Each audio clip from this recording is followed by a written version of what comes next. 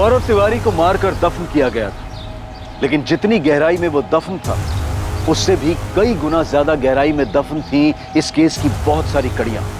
साहब ये जमीन हमारी हद में नहीं है, कब्रिस्तान की जमीन के बाहर है। अब कब्रिस्तान के अंदर हमारा नेटवर्क नहीं मिल रहा था, इसलिए हम यहाँ तक आए थे बात करने के लिए।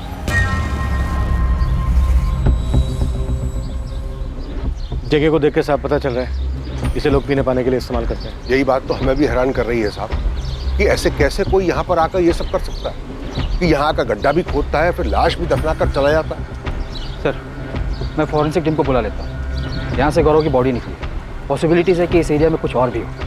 बियर की 4 बोतलें भी मिली, पीने वाले शायद गौरव के पहचान वाले होंगे, साथ में पिया होगा और फिर मार कर यहीं गाड़ दिया होगा। इस पूरे एरिया को सील कर दो तुझे। राशिद अबरा, अपनी जान पहचान वालों से पता करो, हो सकता है गौरव यहाँ हमेशा।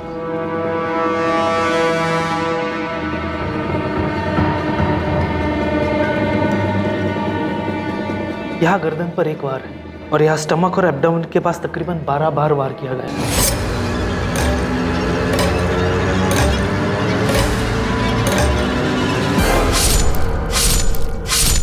मर्डर का टाइम डॉक्टर? ये कल 22 मार्च से मिसिंग है। मुश्किल से 12 से 14 घंटे पहले मर्डर हुआ है, यानी कि कल ही। इसकी गर्लफ्रेंड भी मिसिंग है।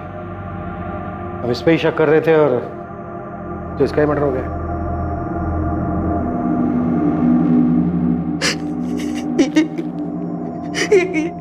कपड़े गौरव के ही है। कहाँ है मेरा बेटा? आपका बेटा नहीं रहा तिवारी जी। ये क्या कह रहे हैं आप? अबीरगंज वाले कब्रिस्तान के पीछे हमें उसकी डेड बॉडी मिली।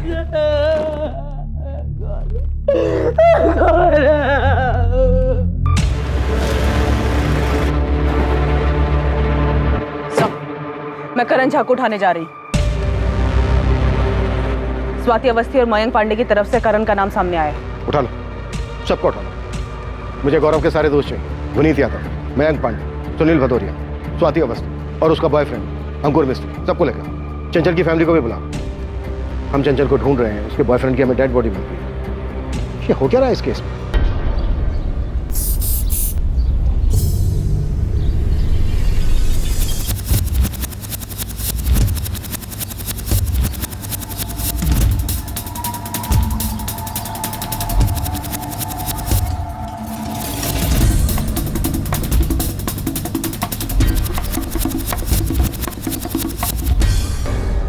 सर, ये पता देखिए सर, खून है, सूख चुका है। हाँ, सूखा हुआ खून तो है। इसे भी स्कैन के लिए भेजो। आसपास सर्च करो, कुछ और भी मिल सकता है। यहाँ आइए जल्दी।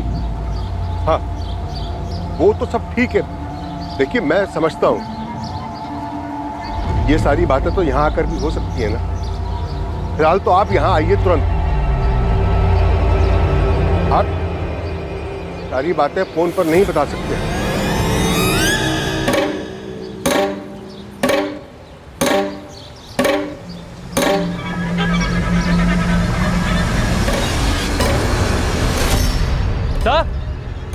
सर यहाँ कुछ है सब।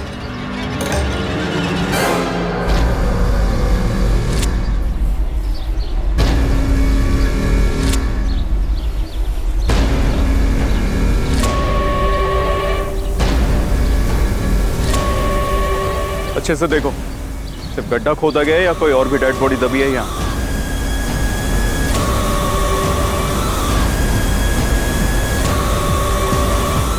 सर, जहाँ से गौरव की बॉडी मिली वहाँ से तकरीबन 30 फीट दूर एक दूसरा गड्ढा मिला। दूसरा गड्ढा? और कोई लाश?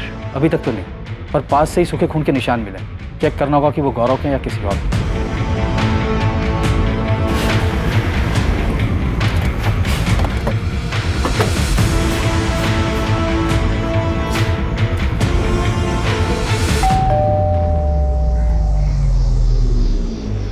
जी? करण झा आपका बेटा है? हाँ, बीमार हुए हफ्ते भर से ज्यादा टाइम हो गया उसे। खुद ही देख लीजिए। क्या हुआ? क्या बात है? चंचल गुप्ता को तो जानते ही होंगे। जी हाँ, जानते हैं, और सुना है कि वो मिसिंग है। करण और चंचल के बीच में क्या चल रहा था? एक्चुअली मैम, करण के सर पर चंचल को बांधने का जुनून सवार था। वो कुछ समझने के लिए तैयार ही नहीं था। हमारी कोचिंग में है वो, साथ पढ़ते हैं।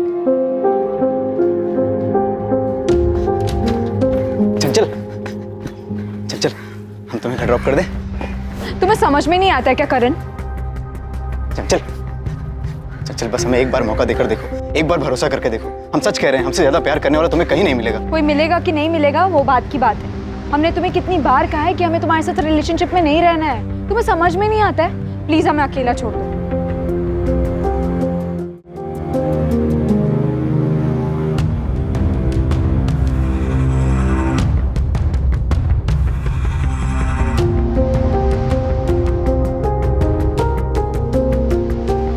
चंचल, कोचिंग क्लासेस कम नहीं था कि अब ये कॉलेज के बाहर भी पहुंच गए। चंचल तुम नहीं जानती हमने तुम्हारे लिए कितने सपने देखे हैं। चल हमें बस एक मौका देकर देखो।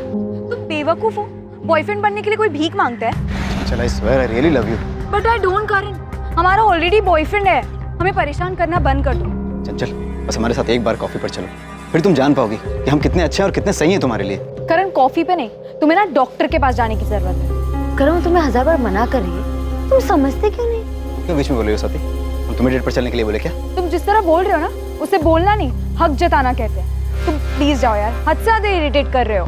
चंचल हम तुम्हारी फोटो रोज अपने पास रख के सोते हैं। तो फोटो से ही प्यार करो ना करण, हम तुम्हारे साथ कोई डेट वेट पे नहीं जाने वाले। तुम नहीं जानती हम तुम्हें पाने के लिए कितने मंदिरों में गए, कितनी मन्नतें मांगी। जाओ यार, डॉक्टर के पास जाके अपना इलाज करवाओ। चंचल सुनो, अगर तुम हमारी नहीं हुई ना, किसी की भी नहीं होगी, ये वादा है हमारा। करण ने तुम्हारी बेस्ट फ्रेंड चंचल को ऐसी खतरनाक धमकी दी, तुम वहां विटनेस थी। हम तुमको तब से पूछ रहे पर तुमने कुछ नहीं बताया।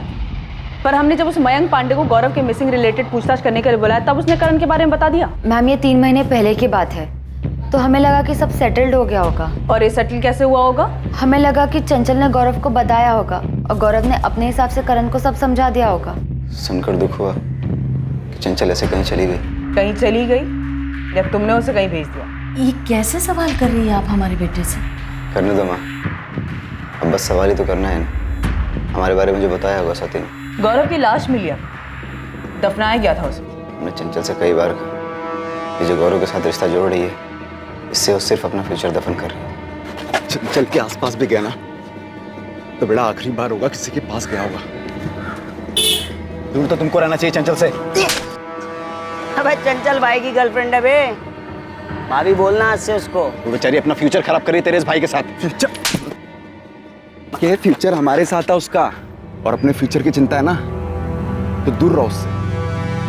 नहीं ऐसी जगह दफन करेंगे ना तुम, फ्यूचर तो क्या बेटा, प्रेजेंट भूल जाओगे अपना। दफनाने की धमकी गौरव ने हमें दी थी, हमने गौरव को नहीं दी थी। हाँ हमने चंचल को वार्न जरूर किया था कि गौरव से दूर रहे। एक गड्ढे में गौरव की लाश मिली हमें, पास ही में दूसरा गड्ढा मिला। क्या उस गड्ढे में तुमने चंचल को दफनाया? क्या अनाप शनाप बोली जा रही है आप? क्या आपको ये पता है कि चंचल की वजह से गौरव और करण के बीच में लड़ाई हुई थी? माँ को कुछ नहीं पता है, जो था हमारे और चंचल के बीच में था। किससे करवाया तुमने ये? गलत आदमी से सवाल कर रही हैं। हम चंचल से प्यार करते हैं, उसके साथ जो हो रहा है सुनकर बहुत दुख हुआ, और उम्मीद है कि आप जरूर उसे ढूंढ लेंगे। उसने हमारा साथ कभी नहीं दिया, लेकिन हम उसको मारने के लिए कभी सोच भी नहीं सकते। हम 10 दिन से घर पर हैं, बीमार हैं। क्या हुआ है तुम्हें करण? टाइफाइड। ट्रीटमेंट की पूरी डिटेल दो मुझे। सब मिल जाएगा मैडम, और साथ में आपको एक सलाह भी देना चाहेंगे। ये जो स्वाति है ना, उस पर ज़्यादा भरोसा मत कीजिए। हाँ उसने हमारा नाम लिया, जबकि सच तो ये है कि चंचल ने कभी हमें इतना भाव दिया ही नहीं कि हम उसके करीब जा सके। और तो और आपने कहा था कि स्वाति से पहले मयंक पांडे ने हमारा नाम लिया था। आपको नहीं लगता ये दोनों मिलकर कोई साजिश कर रहे हैं? वो साजिश कर रहे हैं? कैसी साजिश? ये आप ढूंढ लीजिए।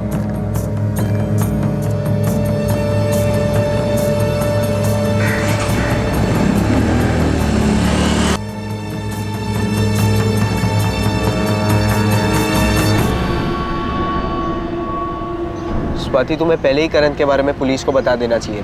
अगर तुम पहले ही उसका नाम ले लेती तो कम से कम हमें बार बार क्वेश्चनिंग के लिए तो नहीं बुलाया जाता। अंकुर हम भी उतना ही जानते जितना कि तुम।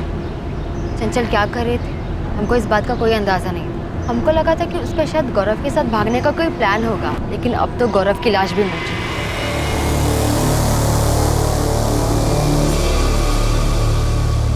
ऐसा लग तो नहीं रहा कोई और भी डेड बॉडी मिलेगी यहाँ। लेकिन गड्ढा तो खोदा गया, पत्ते पर जो सूखा हुआ खून मिला उससे कुछ पता चला? उनको लैब में भेज दिया, जल्दी रिजल्ट आ जाए। ये हो क्या रहा है राशिद? तुम्हारे कब्रिस्तान के पीछे कोई नया कब्रिस्तान बना रहा है और तुम्हें इस बात की खबर तक नहीं? मैं कुछ नहीं पता साहब। हाँ अबरार को कुछ याद आया है। क्या याद आया अबरार? मेरी बेटी कहाँ है? हमने कहा था ना गौरव को मत जाने दीजिए।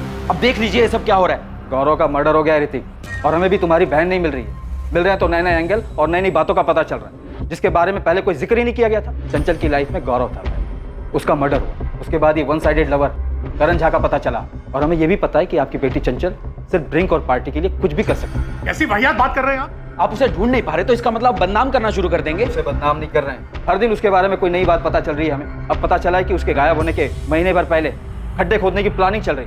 दफनाने के लिए तुमसे कोई गड्ढे की गहराई पूछा? हाँ साहब, बस इतना याद है कि वो फोन 26 जनवरी के आसपास की रात आया था। ये आपके ना दफनाते हैं, इसमें गड्ढा कौन खोदता है? ये क्यों जानना चाहते हैं आप?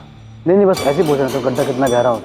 हमें लगा कोई मस्करी कर रहा है, लेकिन ये सब देखने के बाद लग रहा है जैसे फोन जानबूझ के किया गया हो। अब यार वो नंबर नोट किया था तुमने जिस नंबर से कॉल आया था? नहीं साहब, वो फोन तो ऑफिस के लैंडलाइन पर आया था, इसलिए नंबर पता नहीं चला। तो दूसरे गड्ढे में डेड बॉडी तो नहीं मिली, पर आपका अंदाजा सही हो सकता है, शायद कोई और मर्डर प्लान किया जा रहा था। जाहिर था कि एक और हत्या की योजना बनाई गई थी, पर क्या आखिरी वक्त पर दफनाने की जगह को बदल दिया गया था? चंचल इस वक्त कहां थी? क्या कॉल रिकॉर्ड से कब्रिस्तान में अबरार को फोन करने वाले का पता चल पाएगा? गौरव के कॉल रिकॉर्ड्स पुलिस के लिए हैरान कर देने वाले थे, और इससे भी बड़ा झटका लगने वाला था जब यह पता चलने वाला था कि लापता होने वालों की लिस्ट में एक और नाम शामिल हो गया है।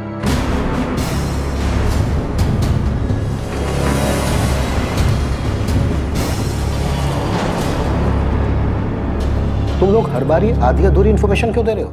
सर, हम स्वाति के बॉयफ्रेंड हैं और चंचल इनकी दोस्त है। हम चंचल को इतना नहीं जानते, पर स्वाति जानती है। अंकुर, साफ साफ बोलो ना, कहना क्या चाह रहे हो? हमें तो लगता है कि ये गौरव का कुछ इंटरनल मामला है। कोई बात अब इंटरनल नहीं रही है, हर बात कनेक्टेड है चंचल से। बात क्या है? सर, आप इस मयंक पांडे से पूछिए, वो बड़ा है सामने से करण का नाम लेने वाला। सर, स्वाति ने आपको करण के बारे में कुछ बताया? करण? सच तो ये है कि ये मयंक और गौरव, ये दोनों क्या अंकुर? स्वाति, तुम बताओ ना, सब हम ही बोले। सर, गौरव की गुंडागर्दी का हमें थोड़ा अंदाजा था। मयंक भी गुंडागर्दी करता है, ये दोनों अपने अपने इलाके में गुंडागर्दी करते हैं। मयंक और गौरव के बीच कोई रंजिश थी चंचल को लेकर? नहीं सर, चंचल को लेकर तो नहीं। चंचल क्लियरली गौरव की गर्लफ्रेंड थी। तुम लोग हमें कुछ बता रहे हो या फिर कंफ्यूज कर रहे हो? रेशमा पिंकी, हमने चंचल की पीने की आदतों के बारे में बहुत ज्यादा सुना, और वो जो भी करती थी उसकी ज्यादातर आदतें गलत ही थी। अब ये बताओ कि ऐसी कौन सी वजह थी कि चंचल झूठ बोलकर अपने घर से भागने के लिए मजबूर हुई? उसके बॉयफ्रेंड का मर्डर हो चुका है और उसकी अभी तक कोई खबर नहीं। गौरव के बारे में भी हम कुछ नहीं जानते, ना ही करण झा के बारे में जानते थे। सर, बस इतना पता है कि चंचल को पीने का बहुत शौक चढ़ा है। बियर बॉटल्स भी वो खुद ही लेकर आती है। सर, हमें तो लग रहा है कि उस दिन भी वो घर से झूठ बोलकर इसीलिए निकली होगी, किसी ने बुलाया होगा उसको पीने के लिए। चंचल मिसिंग है, गौरव की डेड बॉडी मिल चुकी है, इतना बड़ा कांड हो चुका है, और तुम बोल रही हो वो सिर्फ ड्रिंक और पार्टी के लिए प्रोजेक्ट का बहाना बना कर गई हो।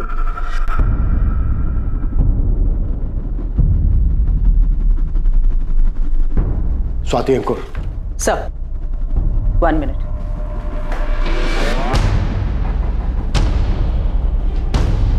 सर, मैंने गौरव के कॉल रिकॉर्ड के साथ साथ उसके चैट और मैसेजेस के लिए भी स्पेशल रिक्वेजिशन डाली थी। कुछ मिला क्या? हाँ सर, 22 तारीख को गौरव के घर से निकलने से पहले उसे ये मैसेज आया था, चंचल का मैसेज, जो उसने कानपुर से किया था गौरव को। गौरव जैसे बता रहे हैं वैसे ही करना। सुबह 11:30 बजे घर से निकलो, पर संभल कर, तुम पर नजर रखी जा रही है। फिर वहाँ से सीधा देवी माता सर्कल पर जाना, वहाँ तुम्हें रोहित मिलेगा। उसे पता है हम कहाँ हैं, रोहित हमारे पास ले आएगा। पर ये बात ना हमारे पेरेंट्स को पता चलनी चाहिए, ना पुलिस को। चंचल का ये मैसेज कानपुर से आया? जी सर, मैंने लखनऊ साइबर टीम को चंचल के फोन लोकेशन के बारे में पूछा। हाँ निकिता, हमने चंचल गुप्ता के सिम और फोन दोनों को सर्विलेंस पे रखा है। 22 मार्च को सुबह 7:15 पर चंचल का फोन एग्जैक्टली 15 मिनट के लिए ऑन हुआ था। लोकेशन थी कानपुर।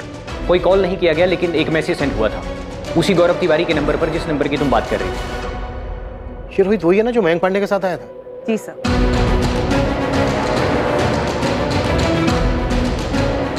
अब इस रोहित का क्या चक्कर है?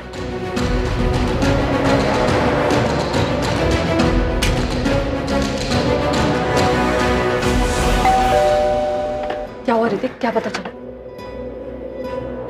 माँ, पुलिस ने बताया कि चंचल ने 22 तारीख को कानपुर से मैसेज की। चंचल कानपुर में? हाँ माँ, तूने पापा को बताया? मैंने डेयरी फोन किया, वहाँ पता चला कि पापा पुलिस स्टेशन गए। ऋतिक, हमारी चंचल कर क्या रही है? पता ही नहीं माँ क्या कर रही है, पर इतना तो है माँ, कुछ अजीब चल रहा है।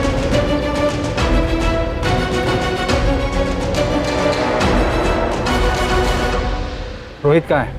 रोहित? हाँ रोहित, आपका बेटा है ना? हाँ, पर वो तो घर पर नहीं है। तो कहाँ है फिर? बैग लेकर गया था, बोला काम मिला है। कहाँ काम मिला है? वो तो उसने नहीं बताया। कब तक लौटेगा रोहित? पता नहीं माँ, शायद हमें वहाँ रुकना भी पड़े। हम पहुँच के कॉल करेंगे आपको। अचानक से बोला कि काम मिला है, जाना पड़ेगा। थोड़ा परेशान भी लग रहा था। रोहित का ये नंबर बंद आ रहा है, कोई दूसरा नंबर है? उसका एक ही नंबर है। पर आपको हमारे रोहित से क्या काम है? आप चंचल को जानती हैं? जानते तो नहीं है, पर सुना है उसके बारे में कि बड़े घर की लड़की है और गायब हुई है।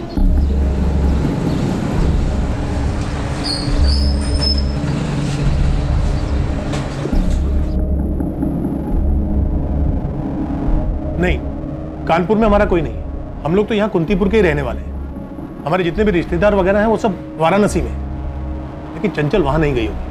नहीं तो अब तक कोई चुप नहीं बैठता वहां। तो यहाँ कौन मुंह खोल रहा है? सब कुछ ना कुछ नया बोल रहे हैं। क्या छुपा रहे हैं समझ में नहीं आ रहा। पहले गौरव तिवारी का नाम सामने आया, वो मारा गया। फिर करण झा का नाम सामने आया, वो बीमार है। और अब रोहित माथुर का नाम सामने आ रहा है, वो गायब। हमारी बेटी 1 हफ्ते से लापता है, उसकी जान को खतरा है। वो यहाँ से कानपुर जाकर मैसेज नहीं करेगी। जिसके साथ उसका अफेयर था, जो आप सब लोग मिलकर छुपा रहे थे, उसी को मैसेज भेजा है ना। तो इसका मतलब ये तो नहीं है ना कि उसने किसी के साथ मिलकर गौरव को मार दिया हो। आपकी बेटी का मैसेज आने के बाद ही गौरव तिवारी अपने घर से निकला और सीधा जमीन में दफन। आपकी बेटी के मैसेज में जिसके नाम का जिक्र है रोहित, वो 23 तारीख को अपने घर से निकला, ठीक तब जब पुलिस को गौरव तिवारी की डेड बॉडी मिल चुकी थी। मैडम, हमें तो अब भी पता चला कि रोहित कहीं गायब है। हमें लगा नहीं था कि उसका ऐसा कोई चक्कर निकलेगा और वो भी गायब हो जाए। बहुत हो चुका है गायब होने का सिलसिला। मयंक, सुनील, विनीत, प्लान क्या है ये बताओ। हमको नहीं मालूम मैडम, हम तो गौरव के खास दोस्त थे। उसने चंचल के किसी मैसेज के बारे में हमें कुछ नहीं बताया, और ना ही ये बताया कि रोहित गौरव को चंचल से मिलवाने जा रहा है। और मैम, रोहित हमारा खास दोस्त है, उसने भी हमें इस बारे में कुछ भी नहीं बताया। इस वक्त रोहित सस्पेक्ट है, और हम ये भी जानते हैं कि वो हरिराम मार्केट से बियर लेने गया। इसलिए जो कुछ भी तुम लोग जानते हो बताओ। हमने तो आपके खबरी को बताया था, 22 तारीख को ये लड़का 4 बोतल बियर लेने आया था। उस दिन तो खाली रोहित आया था, लेकिन बाकी सब लड़के भी यहीं से बियर लेकर जाते हैं। ये लड़की चंचल, ये कभी आई? नहीं मालिक, ये लड़की तो कभी नहीं आई। मैडम, अब रोहित ने बियर ली तो उससे आप हम सब पर क्यों शक कर रहे हैं? हम सभी वहीं से बियर लेते हैं हमेशा।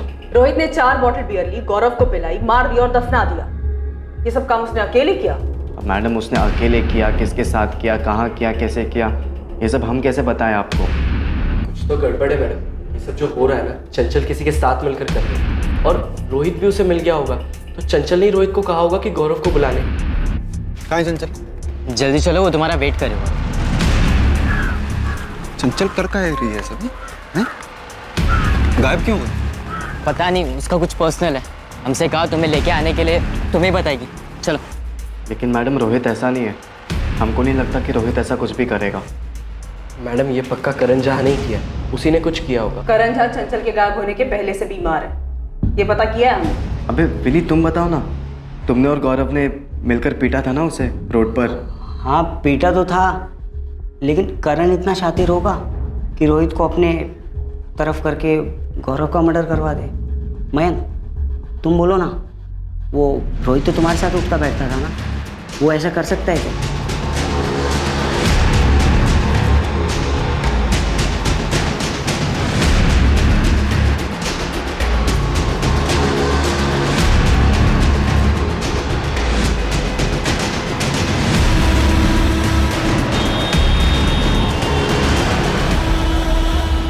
सर, कानपुर पुलिस को अलर्ट कर दिया है। चंचल और रोहित के फोटो भी भेज दिए। उन्होंने पूरे कानपुर में दोनों के लिए सर्च ऑपरेशन भी शुरू कर दिया है। ये तो ठीक है दीक्षित, पर यहाँ सब हो क्या रहा है? गेम कौन खेल रहा है? कुछ चंचल?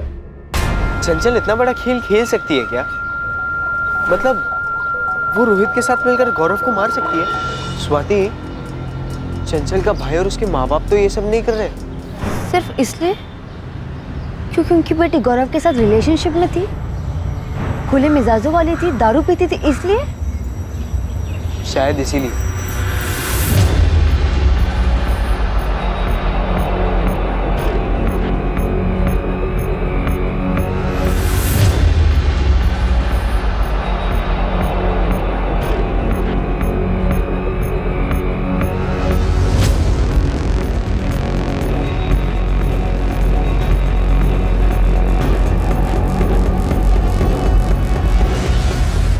गौरव तिवारी के कत्ल के पीछे का राज और उसमें चंचल की भूमिका का रहस्य हमेशा की तरह रहस्य ही रहा।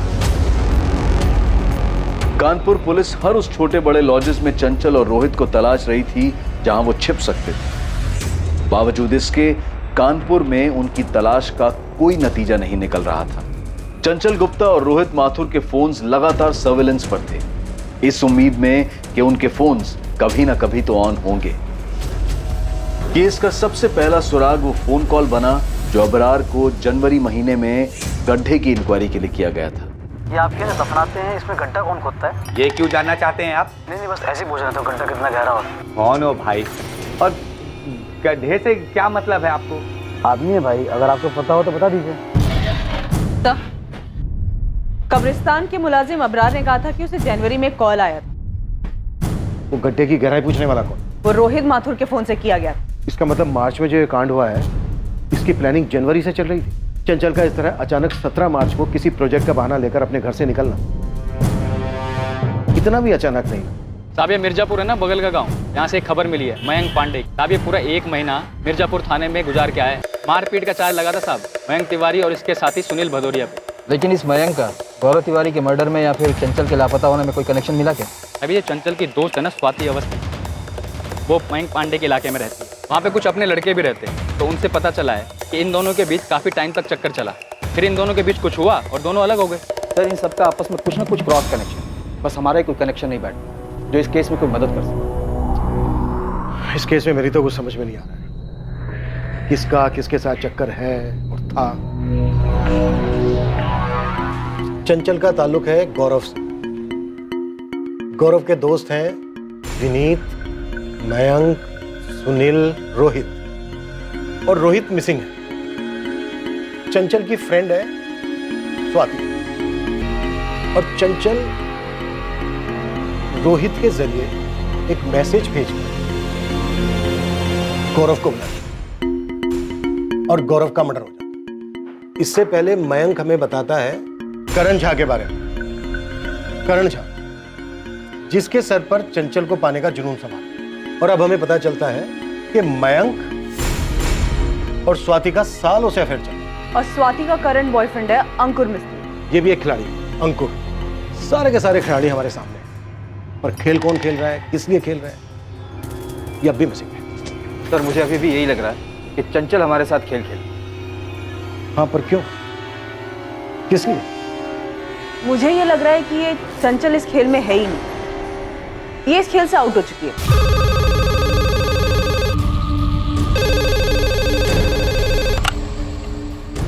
हेलो इंस्पेक्टर निशांत, फॉरेंसिक से राकेश बोल रहा हूँ। हाँ राकेश बोलो। कब्रिस्तान से पत्ते पर जो सूखा हुआ खून मिला था उसका टेस्ट किया मैंने, ये human blood B positive group का।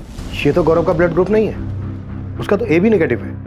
हाँ चंचल का ब्लड ग्रुप तो बी पॉजिटिव है, लेकिन आप लोग क्यों पूछ रहे हैं? नहीं, वो पहले एंट्री नहीं की थी रिकॉर्ड में, इसीलिए पूछ रही हूँ। लगता है मैम आप लोग हमसे कुछ छुपा रहे हैं। देखिए ऐसे अचानक से चंचल का ब्लड ग्रुप पूछना, आप प्लीज हमें बता दीजिए अगर आपको कुछ मिला है तो। ऋतिक, जिस कब्रिस्तान के पीछे हमें गौरव की डेड बॉडी मिली थी, वहाँ पे हमें सूखा हुआ खून भी मिला था। टेस्ट से पता चला कि बी पॉजिटिव ब्लड ग्रुप है, जो कि गौरव का नहीं है। इसीलिए मैं चंचल का ब्लड ग्रुप क्रॉस चेक कर रही हूँ। क्या हुआ है ऋतिक, क्या हुआ है? चंचल मिली क्या? और ये खून के बारे में क्या पूछ रहे थे? क्या चंचल की बॉडी मिली?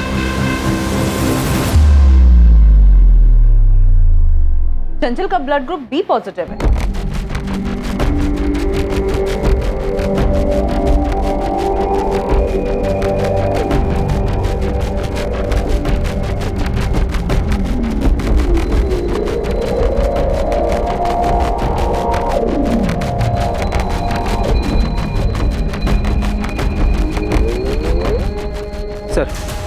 फॉरेंसिक टीम से मेरी बात हो चुकी है। उन्होंने पूरा एरिया बारीकी से स्कैन किया और उन्हें कहीं कोई दूसरी डेड बॉडी नहीं मिली। ये हो क्या रहा है दीक्षित? इस केस में हमें कुछ मिल क्यों नहीं रहा? सर, हमें मयंक पांडे और स्वाति अवस्थी दोनों से फिर से पूछताछ करनी है। हो ना हो, इस पूरे केस का कनेक्शन इन सब के लव अफेयर से जुड़ा है।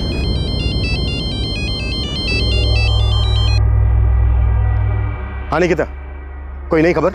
नहीं सर, पर मुझे लग रहा है वो मैसेज जो चंचल के फोन से गौरव को आया था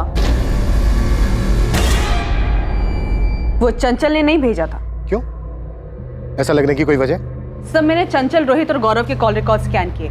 चंचल ने जो गौरव को मैसेज किया था तब चंचल के फोन का लोकेशन कानपुर था और गौरव ने वो मैसेज पढ़ा था जिसमें ये लिखा था, वहां तुम्हें रोहित मिलेगा, उसे पता है कि हम कहाँ हैं, रोहित तुम्हें हमारे पास ले आएगा। पर ये बात ना हमारे पेरेंट्स को पता चलनी चाहिए और ना ही पुलिस को। हाँ, ये पढ़ा था। इसीलिए सर रोहित के पिछले कुछ महीनों के पुराने कॉल रिकॉर्ड्स निकाले, वो स्कैन किए। पर सर, चंचल और रोहित के बीच में ना ही कोई कॉल हुआ है और ना ही कोई मैसेज, और ना ही रोहित ने चंचल को कोई कॉल या मैसेज किया है। सर, अगर मान लीजिए चंचल ने गौरव को ये बोला हो, मैसेज किया हो कि तुम रोहित से मिलो, वो तुम्हें हम तक ले आएगा, तो सर उसके लिए कभी ना कभी रोहित और चंचल के बीच में कोई बातचीत होनी चाहिए, कोई कॉल या मैसेज। राइट, होना चाहिए। लेकिन यहाँ नहीं हुआ है, किसी भी तरीके का कम्युनिकेशन नहीं हुआ है, पिछले कई महीनों में भी नहीं हुआ है। चंचल के गायब होने के दिन 17 मार्च से लेकर रोहित के गायब होने के दिन 23 मार्च तक कोई कॉल या मैसेज नहीं हुआ है और ना ही कानपुर के किसी पीसीओ से कोई कॉल आया है रोहित को। कब्रिस्तान के इंचार्ज अबरार को जनवरी में कॉल आया, वो तो रोहित के ही नंबर से आया था ना? यस सर, वो रोहित के ही फोन से किया गया था और ये बात मेरे दिमाग में खटकी भी कि हो सकता है प्लानिंग तब से की गई हो। इसीलिए मैंने रोहित के पिछले 6 महीने के कॉल रिकॉर्ड स्कैन किए। पर सर, इन 6 महीनों में भी रोहित और चंचल के बीच में कोई कम्युनिकेशन नहीं हुआ है। रोहित का है मयंक? हमें नहीं पता, उसकी माँ भी हमसे ही पूछ रही है। हम खुद परेशान बैठे सर। रोहित का चंचल के साथ तो कुछ नहीं था। हम ये दावे के साथ कह सकते हैं रोहित और चंचल के बीच कुछ नहीं था मैम। और तुम्हारे और मयंक के बीच में 1 साल पहले अफेयर था, ये बात अंकुर जानता था? हाँ, वो जानता है। हमने अंकुर से कोई बात नहीं छुपाई। अंकुर मयंक को भी जानता है। तो ये बात तुमने हमसे क्यों छुपाई? किसी ने इस बारे में कुछ पूछा ही नहीं। और सर, हमारे तो यही समझ में नहीं आ रहा है कि ये केस हमारे और स्वाति के 1 साल पहले खत्म हुए रिलेशन का है या गौरव के मर्डर का, या फिर ये रोहित और चंचल के मिसिंग होने का है। इस केस से उसका क्या कनेक्शन है? इस केस में तुम सबका पास्ट प्रेजेंट कैसे कनेक्टेड है ये तो हम लोग नहीं बता सकते, और ये सारा खेल किस चीज के लिए रचा गया है ये भी बता पाना मुश्किल हो रहा है। तो हम क्या करें मैम? हमारा मयंक का अफेयर था पर सिर्फ 6 महीने के लिए। हम सालों से दोस्त थे, 6 महीना साथ में थे, फिर ब्रेकअप हो गया। क्यों हो गया ब्रेकअप? रिलेशन था, हो गया ब्रेकअप। अब इसमें हम क्या करें सर? हमारा ब्रेकअप हुआ क्योंकि मयंक आवारागर्दी करता था। हम नहीं जानते थे कि 1 महीने जेल में था। जब हमें पता चला हमें बिल्कुल ठीक नहीं लगा और हमने ब्रेकअप कर दिया। तो ये बात तुम्हें हुकअप से पहले नहीं पता था? नहीं मैम, पता होता तो हम जाते ही नहीं। कई बार ऐसा होता है कि किसी को हम सालों से जानते हैं बट कुछ चीज़ें फिर भी पता नहीं चलती। मयंक ने अपना कॉलेज फर्स्ट ईयर में ही छोड़ दिया था और वो गुंडागर्दी करता था, ये हम नहीं जानते थे। ये मयंक और चंचल का कोई अफेयर था शॉर्ट टर्म के लिए भी, उसके बाद ब्रेकअप हो गया? नहीं मैम, बिल्कुल नहीं। उन दोनों के बीच ऐसा कुछ नहीं था। सर, हम चंचल को सिर्फ और सिर्फ स्वाति की वजह से जानते थे और वो बस हमारी एक दोस्त थी, सिर्फ दोस्त।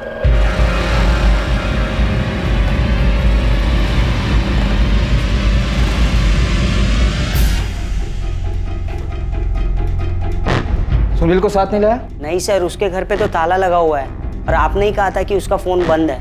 अब ये सुनील कहाँ चला गया विनीत? हमें नहीं मालूम सर, मयंक को मालूम होगा।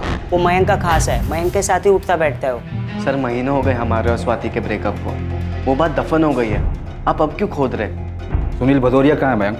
हमें कैसे पता होगा? अभी कल शाम तक तो यहीं था अबीरगंज। मेरी बात हुई थी तुम सबसे।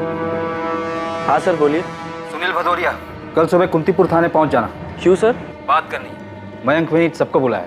ठीक है सर, हम आ जाएंगे। तेरे दोस्तों में एक-एक करके गायब होने की होड़ लगी हुई और किसी को कुछ पता नहीं। सर, आप हमें डरा रहे हैं। डरना चाहिए मयंक। पहले गौरव गायब हुआ, फिर लाश मिली उसकी, उसके बाद रोहित गायब हुआ जो मिला नहीं अब तक, और अब सुनील गायब है। तो फिर ढूंढिए ना इन सबको। इस सब के पीछे कौन है, क्या है, कुछ समझ में ही नहीं आ रहा है। मयंक को तुम सालों से जानती थी, उसके बाद तुम्हारा उससे अफेयर हुआ। उसके बाद 6 महीने में तुम दोनों का ब्रेकअप हो गया क्योंकि तुम्हें पता चला कि वो गुंडा है। पर तुम्हें पता कैसे चला? ये खबर गौरव ने दी। वो मयंक को जानता था क्योंकि वो खुद एक छोटा मोटा गुंडा था, पर उसने बात हमसे डायरेक्टली नहीं कहा। उसने चंचल को बताया और चंचल ने एज ए फ्रेंड हमको बताया। हम तो खुद शॉक थे।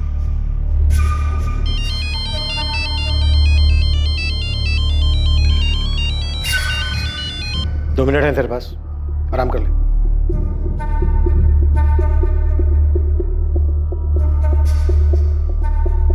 सर जितना मुझे पता चला है उसके हिसाब से स्वाति और मयंक का ब्रेकअप गौरव और चंचल की वजह से हुआ है। मयंक ब्रेकअप की बात मान तो रहा है, लेकिन उसका ब्रेकअप स्वाति और गौरव की वजह से हुआ, इस बात का जिक्र नहीं कर। तो निकिता, तुम्हारी थ्योरी के हिसाब से ये सारा खेल मयंक खेल रहा है अपने और स्वाति की ब्रेकअप की वजह से? समझ श्योर नहीं, लेकिन मुझे ये बात खटकी जरूर। देखिए इतना सब कुछ हो रहा है लेकिन हमारे पास एक भी मोटिव नहीं। चंचल घर से झूठ बोलकर क्यों गई, वो घर वापस क्यों नहीं आई, गौरव का मर्डर किसने किया, रोहित और सुनील एक एक करके क्यों गायब हो गए। रोहित और सुनील तो मयंक के अच्छे दोस्त थे। तो क्या हमें कातिल तक पहुंचने का रास्ता मिल गया? अंधेरे में तीर चलाते हैं, शायद तीर सही निशाने पे लग जाए। चंचल को कहाँ दफनाया तुमने? क्या ये क्या कह रहे हैं आप? ज्यादा बन मत, भांडा फूट गया तेरा। पहले तूने चंचल को मारा, उसके बाद गौरव को।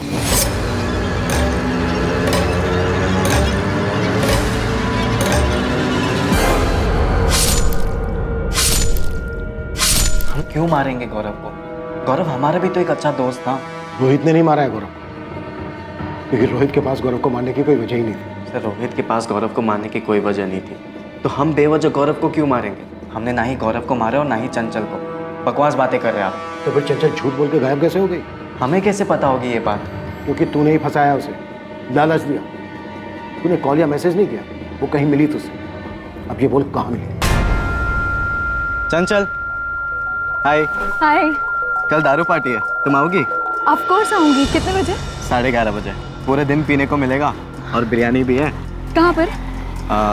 तुम देवी माता के चौक पे आ जाना, हम वहाँ मिलेंगे, फिर वहाँ से साथ में चलेंगे। ठीक है, चल। Bye bye. चंचल दारू पीने आएगी, वो भी हमारे साथ। चंचल के दोस्तों ने सब कुछ बताया हमें चंचल के बारे में। वो दारू पीने के लिए कभी मना कर ही नहीं सकते। उन्होंने बताया होगा, लेकिन हमने कभी चंचल को दारू वारू का लालच नहीं दिया है सर। तो फिर कैसे बुलाया? अरे बुलाया ही नहीं है, बकवास बात कर रहे हैं आप। क्या वाकई में ऐसा ही हुआ था? क्या मयंक पांडे ने पहले चंचल को लालच दिया, उसकी हत्या की, फिर उसे दफन किया? और क्या फिर उसने गौरव के साथ भी ऐसा ही किया? क्या पुलिस सही रास्ते पर थी? क्या इन हत्याओं के पीछे की वजह मयंक और स्वाति के रिश्ते का ब्रेकअप ही था? क्या चंचल वाकई अब इस दुनिया में नहीं थी? तुमसे ब्रेकअप के बाद मयंक अपसेट था? ब्रेकअप के बाद कौन अपसेट नहीं होता मैं? स्वाति, हम एक दूसरे को 6 साल से जानते हैं और अब जाकर हमने तुम्हें प्रपोज किया। तुम्हें जो कुछ भी चाहिए था वो सारी चीज हम तुम्हें लाकर दे रहे हैं ना। इतनी खुश हो, फिर ये सब अचानक क्यों? हम खुश नहीं है मयंक। तुमने हमें नहीं बताया कि तुम जेल जाकर आए हो, ना ये बताया कि हमको जो भी गिफ्ट देते हो सब चोरी के पैसे से आते हैं। चोरी सारी दुनिया करती है, कोई छोटा हाथ मारता है तो कोई बड़ा हाथ मारता है यार। पर हम कोई चोर की गर्लफ्रेंड नहीं बन सकते और ना ही खुद को किसी ऐसे इंसान के साथ देख सकते जो जेल जाकर आया हो। तुम्हारी जगह पे कोई और होता तो यही सुलटा देते उसको हम अभी। अच्छा हो तुम्हारी सच्चाई हमारे सामने आ गई। सामने आ गई? कैसे सामने आई? सपना आया तुम्हें? कोई कौन पट्टी पढ़ा रहा है तुमको ये सब? सच सामने आ ही जाता है मयंक, किसी को बताने की जरूरत नहीं पड़ती। एक मिनट, तुम्हें ये सारी चीजें वो गौरव और चंचल सिखा रहे हैं ना? गौरव और चंचल ने उसके बारे में बताया था। ये अंदाजा लगाना मयंक के लिए मुश्किल नहीं था। हम चारों साथ घूमते थे। गौरव और चंचल को डेट करते हुए 1 साल हो गया था और हमने और मयंक ने डेट करना शुरू ही किया था। मतलब मयंक को ये पता चल गया था कि उसके ब्रेकअप के पीछे गौरव और चंचल थे? हाँ मैम, उसने इन दोनों से पूछा भी था।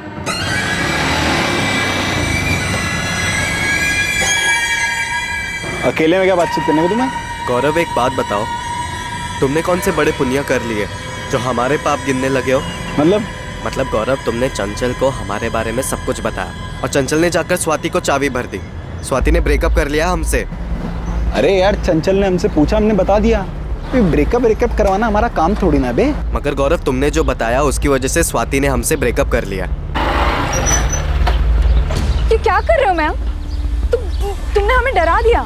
तुमने तो हमें डराया भी नहीं, सीधा हमारा ब्रेकअप ही करवा दिया। मतलब कि तुम स्वाति को पट्टी पढ़ा रही हो हमारे कैरेक्टर की। जो हमें गौरव ने कहा वो हमने स्वाति को कह दिया, और स्वाति हमारी बेस्ट फ्रेंड है, उसको पता होना चाहिए सब। तुम्हारे घर वालों को पता है गौरव क्या है? हाँ पता है। तो तुम खुश रहो ना, हमारा बना बनाया काम क्यों खराब कर रही हो? हम तुम्हारा कोई काम नहीं खराब कर रहे, बल्कि तुम हमारा टाइम खराब कर रहे हो। और हाँ, तुम्हारा जो भी स्वाति के साथ है तुम उसके साथ सुलझा लो। तुम हमारे दोस्तों को धमका रहे हो मैम? तुम समझते क्या अपने आप को? धमकाया नहीं स्वाति, सिर्फ पूछा यार। तुमसे ब्रेकअप का फैसला हमारा था, चंचल या गौरव का नहीं। स्वाति, तुम हमको पिछले 6 साल से जानती हो और तुम ये भी जानती हो कि तुम्हारे लिए हम क्या कुछ नहीं कर सकते। हाँ, तो हम पर एक और उपकार करो, हमारे दोस्तों का पीछा छोड़ दो। हम तुम्हारा नंबर डिलीट कर रहे हैं, तुम भी हमारा नंबर डिलीट कर दो। लेकिन इस बात को 6 महीने हो चुके हैं मैम, अब हमारे बीच दोस्ती के अलावा कुछ नहीं है, और दोस्ती तो कई सालों से थी। मयंक ने बदला लिया है? नहीं नहीं मैम, मयंक ऐसा कुछ नहीं कर सकता।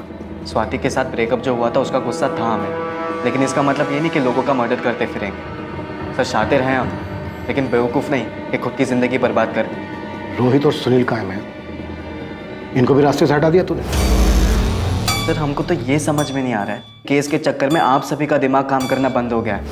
एक नहीं, दो नहीं, तीन नहीं, पूरे 4 मर्डर केसेस खोल दिए आपने। अब जब तक रोहित और सुनील नहीं मिल जाते यहीं रहेगा तू। हमारे यहाँ रहने से वो सभी लोग मिल जाएंगे क्या?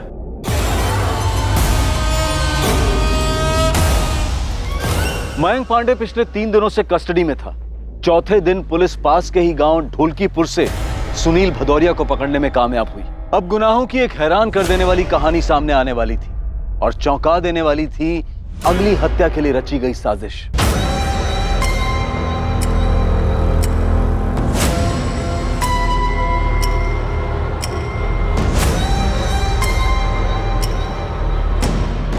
सर हमने सिर्फ मदद की, हमने कुछ नहीं किया। सिर्फ नहीं, बहुत ज्यादा मदद की तूने सुनील। क्या सोचकर किया था? सोशल वर्क कर रहा है, इनाम मिलेगा तुझे।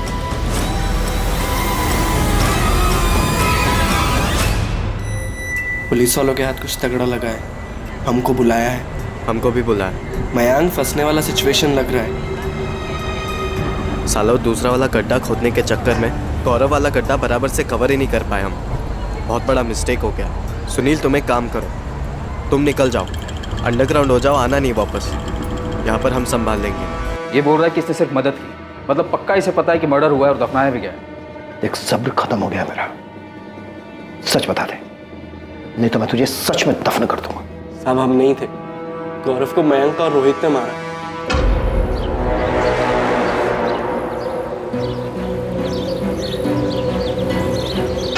भाई ये सब क्या है? रोहित चंचल कहाँ है? आओ तो। अरे बैठो ना, लो बियर पियो। तो बियर पीने नहीं आए, चंचल ने मैसेज किया था। कहाँ है चंचल? बहुत तड़प रहे हो तुम चंचल के लिए। नहीं, तूने कुछ किया है क्या? हाँ? तूने छुपाया चंचल को? वो तो खुद बियर और ये बिरयानी के चक्कर में कहीं पर भी पहुंच जाती थी और मेरे नाम का कैरेक्टर सर्टिफिकेट निकाल रही थी। चंचल कहाँ पर है?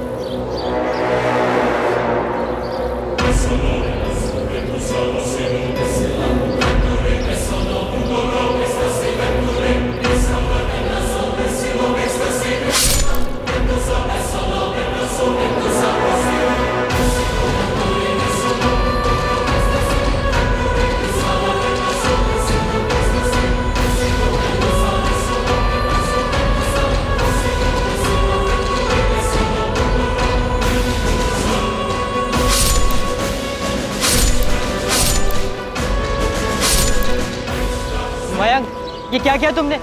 जान से मार दिया इसे। तुमने कहा था 2-3 थप्पड़ मार के इसे छोड़ देंगे। जान से मार दिया इसे तुम।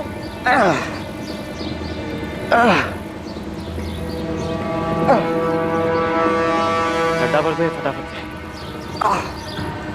तुम समझ नहीं रहे हो यार, हमारे साथ आया था, तुमने मार दिया इसे। अभी मार दिए तो मार दिए, तुम्हारा रोना देखने जिंदा थोड़ी हो जाएगा ये। गड्ढा कवर करो, हम वो दूसरा वाला कवर करके आते हैं। हम 22 तारीख की सुबह को कुंतीपुर बस स्टैंड से बस पकड़कर कानपुर गए थे। वहाँ पहुंचकर हमने चंचल का फ़ोन ऑन किया और गौरव को मैसेज किया, पर हम गौरव के मर्डर में शामिल नहीं हैं सर। चंचल के फ़ोन का क्या किया तुमने? सब मयंक ने वापस ले लिया, अभी भी उसी के पास है। मतलब चंचल को पहले ही मार दिया था? चंचल की बॉडी कहाँ है? वही सर, जहाँ गौरव को मारा था, कब्रिस्तान के पीछे, वही है वो भी। मज़ा आ गया मयंक। पियो पियो, तुम्हारे और 2 बोतल रखी है। वैसे बात से है मैम, तू इतना यारी क्यों दिखा रहा है? और ये जगह कहाँ से मिली तुम लोग? अच्छी जगह है यार, कसम से। बस ऐसे ही चंचल, देख रहा दिमाग खनका। वो पीछे कब्रिस्तान है ना, वहाँ पर फ़ोन घुमा दिया हम और पूछे कि गड्ढा कैसे खोदते। गड्ढा क्यों?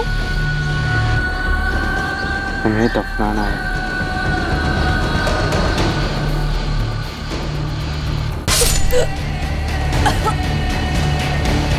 एक घोप पकड़, आगे बढ़, चल घोप।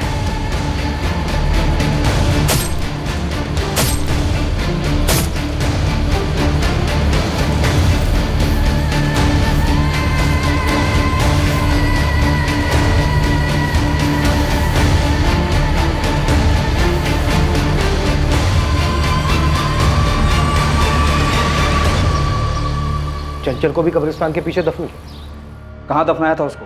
वहाँ दूसरा खड्डा खाली मिला। हमने पूरा एरिया स्कैन किया, कोई दूसरी डेड बॉडी नहीं मिली हमें वहाँ। बोल कहाँ दफनाया चंचल को? वहां से हमें सिर्फ गौरव की बॉडी मिली। चंचल की बॉडी कहाँ है? सब वहीं जहाँ गौरव की लाश मिली, उसी गड्ढे के और नीचे, वहीं पे चंचल की भी लाश है सर। जिस गड्ढे से गौरव की लाश मिली थी उसे और गहरा खोदा गया।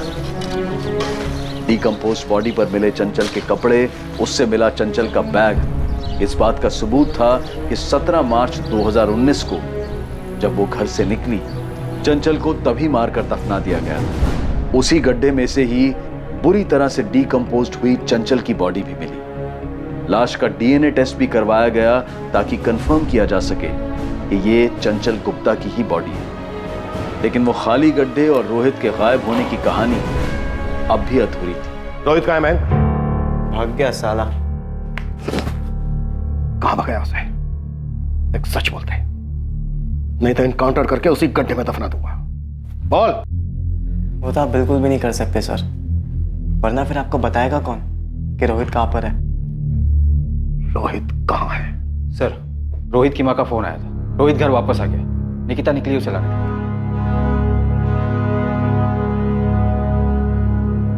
तू रोहित को भी मानना चाहता था? नहीं सर। तो फिर वो दूसरा गड्ढा किसके लिए था? हम गाजियाबाद में छुपे थे सर। कब्रिस्तान के पीछे हमें एक खाली गड्ढा मिला है, वो किस लिए था और किसे मारने वाले थे तुम? वो मयंक ने खुदवाया था, पता नहीं किसके लिए। पहले तो हम खुद ही डर गए थे कि वो हमें भी मार के उसमें न डाल दे, क्योंकि उसने हमें सिर्फ और सिर्फ गौरव को लेके आने के लिए कहा था, ये नहीं कहा कि वो उसका मर्डर करने वाला। उसके बाद जब हमारी बात सुनील से हुई तो उसने हमें बताया कि सुनील और मयंक ने मिलकर चंचल का मर्डर कर दिया। हम डर गए थे सर, हम डर गए थे। वो दूसरा गड्ढा किसके लिए था? स्वाति के लिए? स्वाति से तो हम बहुत प्यार करते हैं सर। तो फिर तेरा अगला निशाना कौन था? अगला नंबर वो कमीना अंकुर मिस्त्री, उसका था।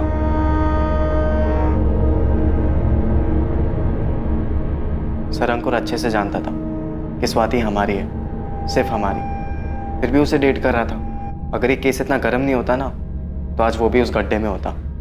ये सब करने से स्वाति तुझे मिल जाती? अब मिलती नहीं मिलती सर, पर किसी और की तो नहीं होती वो। और जिसने हमारा ब्रेकअप करवाया उसका तो हम परमानेंट ब्रेकअप करवा दिया। रोहित माथुर, सुनील भदौरिया और मयंक पांडे पर आईपीसी की धारा 302 के तहत हत्या और आईपीसी की धारा 120 बी के तहत आपराधिक षड्यंत्र रचने के चार्जेस लगे हैं।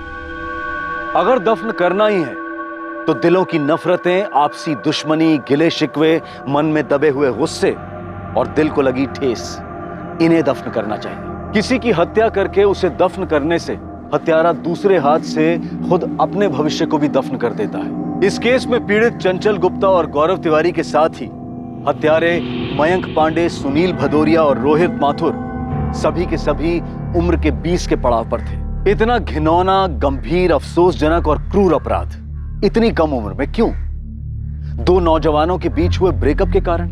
क्या भावनाएं इतनी नाजुक हो सकती हैं कि बिखरने पर उन्हें समेटा ना जा सके? क्या किसी को पहुंचाया गया एक आघात उसके मन की उन तारों को छेड़ सकता है कि वो इस तरह का भयानक अपराध करने का फैसला ले ले? कोई भी काम करने से पहले उसके अंजाम के बारे में सोचा जाना चाहिए, चाहे वो काम किसी भी तरीके से क्यों ना किया जा रहा हो। सोचा जाना चाहिए कि उस बात का दूसरों पर और खुद पर क्या असर होगा। किसी की जान लेना, हत्या करना किसी भी हाल में जायज नहीं ठहराया जा सकता है। चोट के बदले चोट, दर्द के बदले दर्द देने से दर्द कम नहीं होता है, बल्कि एक नए घाव एक नए दर्द को जन्म देता है।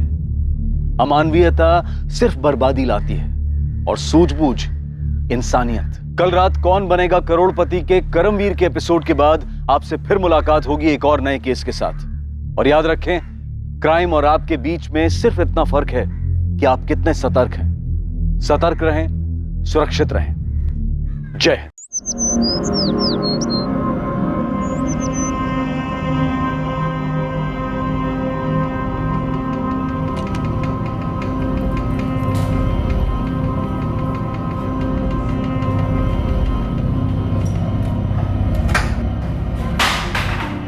क्या हुआ राकेश? राकेश!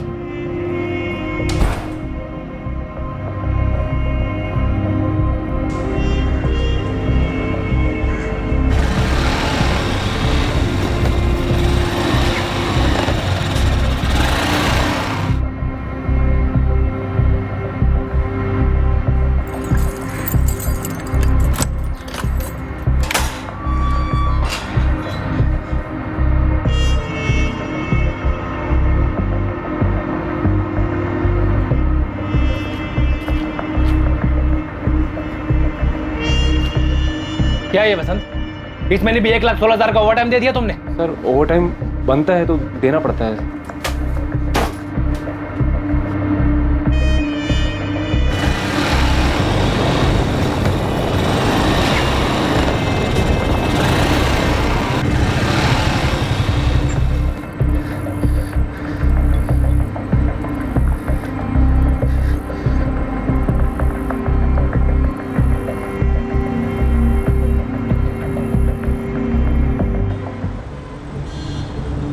बाइक का नंबर क्या है?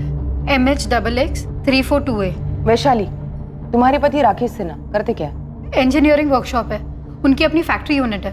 क्या बात कर रहे हैं आप? जितना पुराना रिश्ता है ना हमारा, उतना ही पुराना रेट है। हाँ केडिया साहब, आप चिंता मत कीजिए, आप चिंता मत कीजिए। आज शाम तक आपका ऑर्डर आपके गोडाउन में पहुंच जाएगा।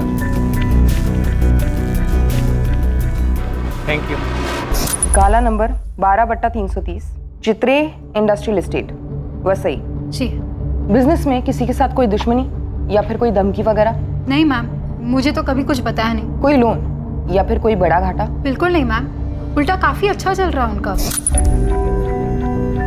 अभी हमारी 5वीं एनिवर्सरी के लिए आपने ज्वेलरी बनाई, साड़ियाँ भी खरीदी। ये बताओ, ये सोने का हार तुम्हें पसंद तो आया ना? क्या राकेश रोज इतने सुबह ही अपनी वर्कशॉप चले जाते हैं? नहीं, ज्यादातर सुबह 9 बजे निकलते हैं और शाम को 5 बजे तक लौट आते हैं। लेकिन कल रात एक फोन आया था। नहीं, तुम कल सुबह 7 बजे ऑफिस में मिला मुझे। कोई अगर मगर नहीं सुनूंगा। आ जाना चुपचाप। किससे बात हो रही थी? ये मुझे नहीं पता, लेकिन राकेश बहुत टेंशन में लग रहे थे। क्या हुआ, सब ठीक तो है ना? सुबह 7 बजे ऑफिस के लिए निकलूंगा मैं, नाश्ता करके जाऊंगा। क्या हुआ राकेश? राकेश!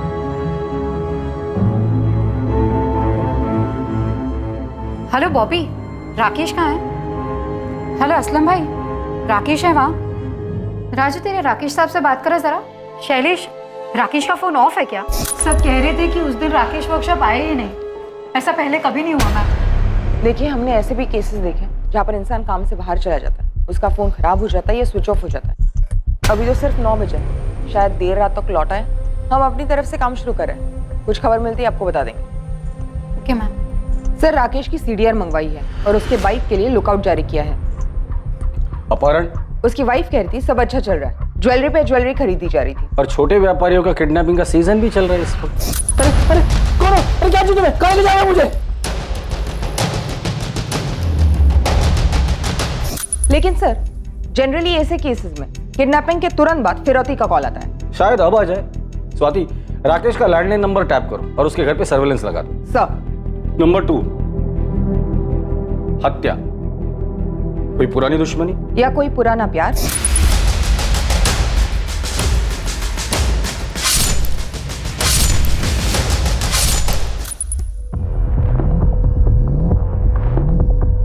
फरार?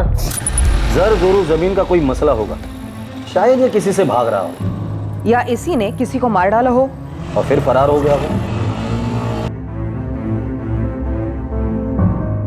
देखो, किसी भी सूरत में मुझे कॉल मत करना। हाँ हाँ, अब तुम निकलो वरना गाड़ी छूट जाएगी। हो सकता है वाइफ भी राकेश के भागने में शामिल हो और हमारे सामने एक्टिंग कर रही हो। इस वैशाली की भी हिस्ट्री निकालो। आत्महत्या? लेकिन सर, कोई हिंट नहीं छोड़ा है, ना कोई मैसेज और ना ही कोई लेटर। शायद जोश में आकर एकदम से कर बैठा हो।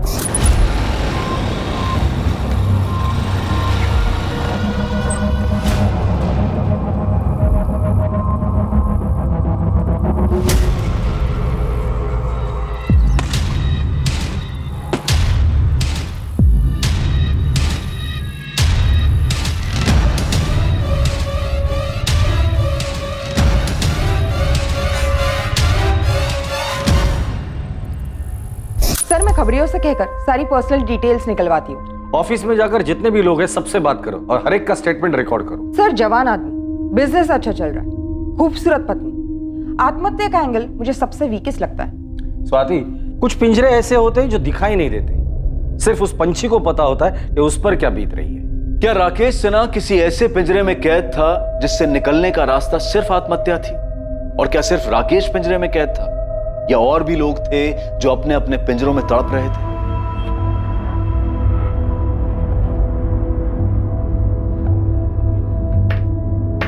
दादू EMI मैं भर दूंगा जॉब करके, आप सिर्फ डाउन पेमेंट कर दीजिए। अरे मेरी स्कूटर फ्री में दे रहा हूँ ना, लेके जा जा।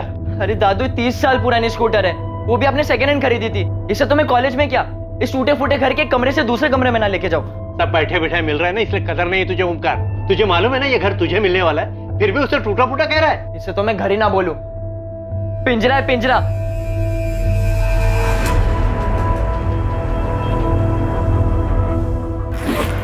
लेकिन सुमित, बिना नौकरी में मुंबई में क्या करोगे? सांस लेंगे अम्मा, यहाँ पटना में दम घुटता है हमारा। चलते हम।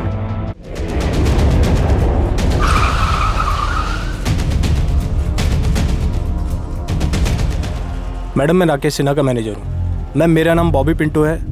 ये राजू माने, शैलेश कोटियान और असलम दलवाई, ये हमारे परमानेंट वर्कर्स हैं। बाकी कुछ कारीगर हैं जो डेली वेजेस पे काम करते हैं, और ड्राइवर वगैरह तो कॉन्ट्रैक्ट पे हैं। आपका परमानेंट स्टाफ इतना ही है? नहीं मैम, हमारे अकाउंटेंट है वसंत प्रधान जी, जो आज आए नहीं है। क्यों? उनका मैसेज आया था, उनकी तबीयत खराब है। और कल आप में से किसी ने भी आपके बॉस राकेश सिन्हा को नहीं देखा? नहीं मैम। ठीक है, अब सभी लोग अपना नाम, घर का पता और नंबर इस हवलदार साहब के पास लिखवाएंगे। बॉबी, क्या कोई माजरा था? राकेश घर से टेंशन में निकला था। मैम घर का कुछ हो तो पता नहीं, बाकी बॉस को ऑफिस में कुछ कॉस्ट कंट्रोल को लेके परेशानी थी। 2-3 महीने से कुछ ओवर टाइम का इशू था। बाकी ये सब तो हर कारखाने में होता है। मैडम राजू मानू कुछ कह रहा है। हाँ बोलो। कल जब मैं काम पे आ रहा था ना, तो हमारे अकाउंटेंट साहब दिखे थे मुझे। उनकी तबीयत तो बिल्कुल ठीक थी, लेकिन बहुत ज्यादा गुस्से में और परेशान लग रहे थे। और प्रधान साहब, क्या हालचाल? ये ऑफिस जाने के बजाय यहाँ का बैठे हो आप? अरे बाहर में क्या ऑफिस? क्या हुआ? नौकरी छोड़ दी मैंने, अभी जो होगा तो देखा जाएगा। लो भाई। प्रधान साहब, ये एकदम अचानक से क्या हुआ? क्या बात है, क्या हुआ? एक बात सुन ले, दूसरों का खून चूसे बगैर कोई अमीर नहीं बन सकता, कोई नहीं बन सकता। ये बात तूने मुझे पहले क्यों नहीं बताई? सर मुझे लगा कि ऐसे टेंशन में बोला होगा, और वैसे भी उन्हें बीपी की तकलीफ है। बॉबी, ये वसंत प्रधान रहते का है? कुछ पता चला मेरे पति का? अभी तक तो नहीं, लेकिन हम लोग यही पता करने में लगे हुए हैं। हम आपके लैंडलाइन की टेपिंग के लिए आए हैं। अगर किडनैपिंग हुई है तो फिरौती के लिए कॉल कभी भी आ सकता है। अंदर आ जाए हम लोग। जी जी आइए।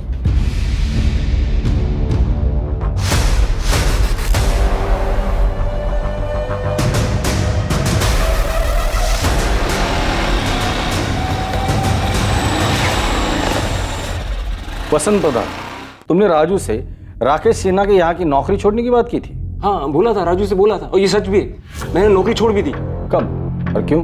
परसों रात को मेरी तबीयत सच में डाउन थी, बीपी हाई था, तो रात को राकेश सर का फोन आया था।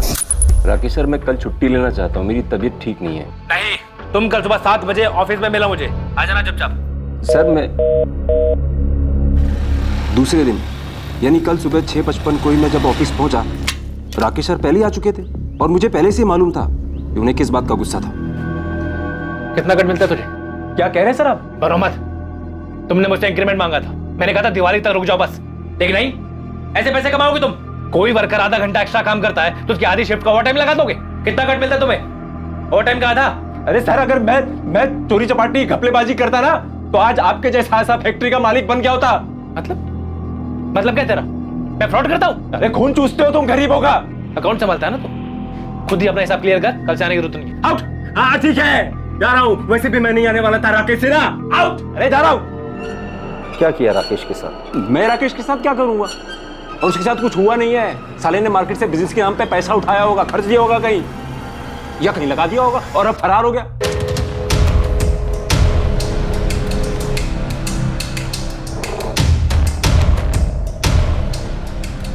Madam, phone tapping team Vaishali Sinha के साथ है। अभी तक फिरौती के लिए कोई कॉल नहीं आया। फोन पे नहीं, कोई खुद मांग लेकर जा सकता है। घर पे नजर रखो। सर, राकेश सिन्हा के फोन रिकॉर्ड्स, उसका फोन स्विच ऑफ हुआ था 7:30 बजे। लोकेशन? उसका ऑफिस। वो ऑफिस में था। तब से क्या मैं झूठ बोल रहा हूँ? मैंने एक पैसे का झूठ नहीं बोला है सर, मैं कभी झूठ नहीं बोलता, और झूठ बोलता तो आज बड़ा आदमी बन गया होता मैं। अभी मैं जाऊं? मेरा सर फट रहा है। ठीक है जाओ। मैंने इस वसंत के पीछे एक आदमी लगाया है और इसकी सीडीआर मंगवाई। स्वाति, इस राकेश के बाकी 4 एम्प्लॉय, राजू माने, शैलेश कोटियन, असलम दलवाई और मैनेजर बॉबी पिंटो, इन्होंने जो स्टेटमेंट दिया था वो वेरीफाई किया? जी सर, लेकिन शक करने लायक कुछ नहीं निकला। मैंने सबकी सीडीआर मंगवाई। अकाउंटेंट वसंत प्रधान को लगता है कि लेनदारों से बचने के लिए ये राकेश भाग गया होगा। सर ऐसा भी क्या लोन जिसके लिए वो अपनी फैक्ट्री, वाइफ, घर सब छोड़कर भाग जाएगा? लोन नहीं तो लव अफेयर होगा, और लव में वैसे भी लॉजिक की कोई गुंजाइश होती कहाँ है। प्यार में तो लोग भागते हैं, भगाते हैं, मरते हैं, मार देते हैं फिर उसी को प्यार भी कहते हैं।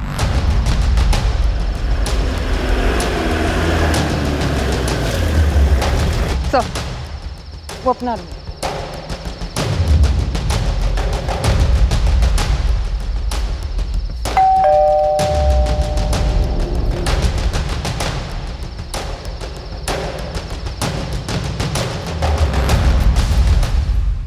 अफेयर मेरे हस्बैंड का? तुम्हें कभी शक हुआ था? वो वैसे है ही नहीं, बस अपना काम और घर। इनफैक्ट हमारे रिश्ते में भी सब कुछ ठीक था। शादी को कितने साल हो गए? जी ये 6ठा साल है। आप मुंबई से ही हो? नहीं, हम असल में पटना से हैं। मुंबई कब आए थे? बस 1 ही साल हुआ है। पटना में क्या बिजनेस था? यही सेम बिजनेस था। तो फिर पटना क्यों छोड़ा? मैडम राकेश हमेशा से मुंबई आना चाहते थे, उनके बड़े अरमान थे। वहाँ शादी से पहले राकेश की कोई गर्लफ्रेंड थी? मैंने कभी पूछा नहीं, उन्होंने कभी बताया नहीं, पर मैं ये दावे के साथ कह सकती हूँ कि ना उनका कोई अफेयर था और ना है। हो सकता है राकेश ने किसी को छोड़ा और उसने ये बदला लिया।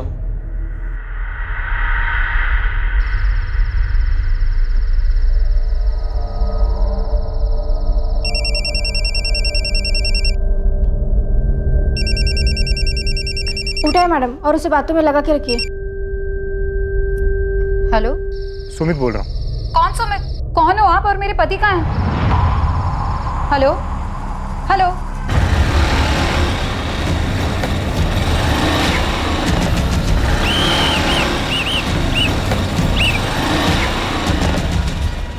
हेलमेट निकालो,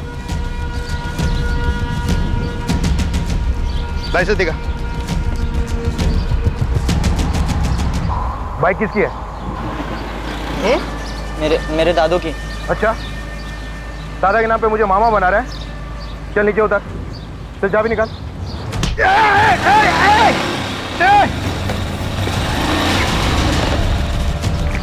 कंट्रोल रूम, रेड अलर्ट वाली motor bike number MS XX 342 है, थाने गुरुजी रोड की तरफ गई है।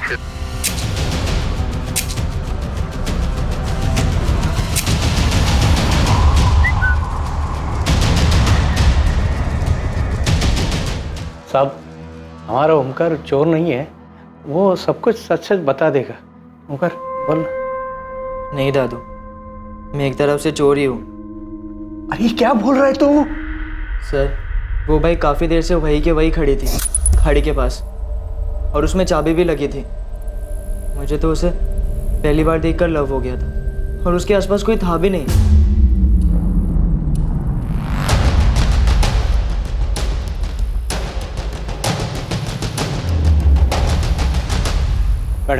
मैडम मेरे पोते को माफ कर दीजिए, मेरा और कोई सहारा नहीं है। एक्चुअली मैम, मैं 2-3 दिन चलाकर यही छोड़ने वाला था, वापस रख तो नहीं सकता था मैम। Ma'am please, sorry. तो फिर ली क्यों तूने? तू आगे जाके जॉब करके लोन पे बाइक ले सकता था। उसमें टाइम लगता है ना मैम, और मुझे खाई थी। सर को बोल के छोड़ दो ना ma'am, please. Sir Swati, accountant Vasant का कहना है कि उसके सेठ राकेश ने मार्केट से पैसे उठाए होंगे। मुझे लगता है टेंशन में आके बाइक वहां खड़ी कर यहाँ से कूद गया हो। सर ड्राइवर्स को काम पे लगा देते हैं। और पटना पुलिस फोन करके पता करो कि इस आदमी की माली हालत क्या थी। हो सकता है 1 साल पहले कर्जदार से बचने के लिए वो मुंबई शिफ्ट हुआ हो।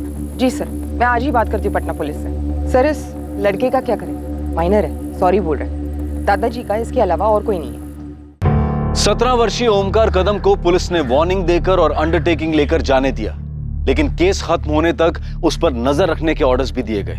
दूसरी तरफ पटना से राकेश के अतीत से जुड़े कई सुराग मिलने वाले थे, जो कि इस केस की नींव थे। और तीसरी ओर पुलिस के डाइवर्स के हाथ कुछ ऐसा लगने वाला था जो इस केस को एक नई दिशा देने वाला था। लेकिन अहम सवाल अब भी यही था कि क्या राकेश सिन्हा ने वाकई में आत्महत्या की थी?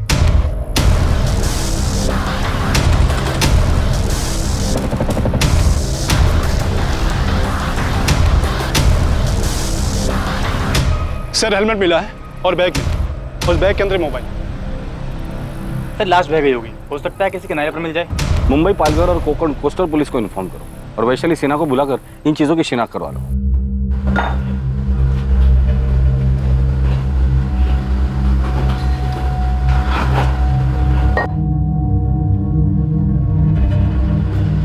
अरे असलम भाई,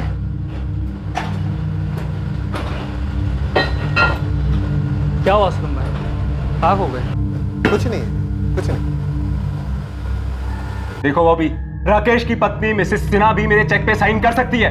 ये है मेरा पूरा हिसाब और मुझे आज ही चेक चाहिए। सवाल ही नहीं उठता वसंत जी, इतनी खुदगर्जी भी ठीक नहीं। अरे राकेश साहब गायब है, इतनी टेंशन है और आप। अरे टेंशन को लिखो लेजर में और किधर समंदर में जाके फेंक दो, क्योंकि राकेश तो अब लौट नहीं से रहा। क्या आप फालतू बातें कर रहे हो वसंत जी? अरे अच्छा नहीं बोल सकते तो कम से कम मनहूस बात तो मत करो।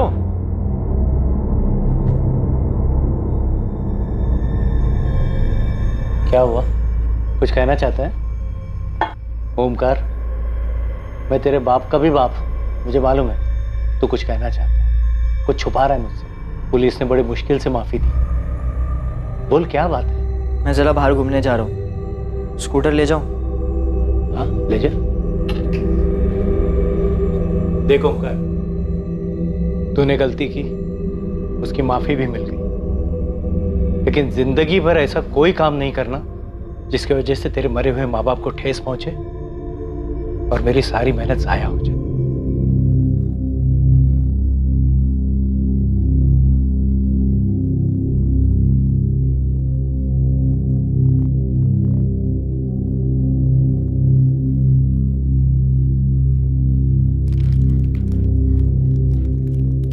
राकेश ने सुसाइड किया? कंफर्म नहीं है, पर इस वक्त इसी चीज की संभावना काफी है। पर क्यों? और उनकी बॉडी?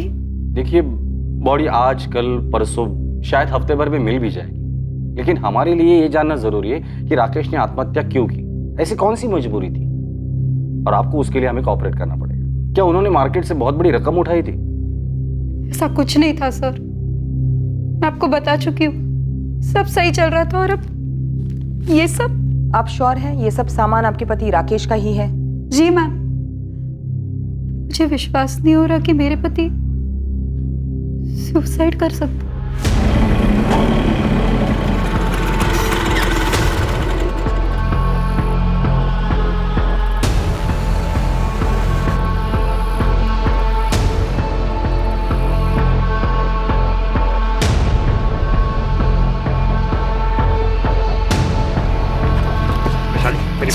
मेरी बात सुनो, छोड़ो! मेरी बात सुनो वैशाली। छोड़ मुझे! तुम मेरी बात सुनो पहले, मेरी बात सुनो वैशाली। वैशाली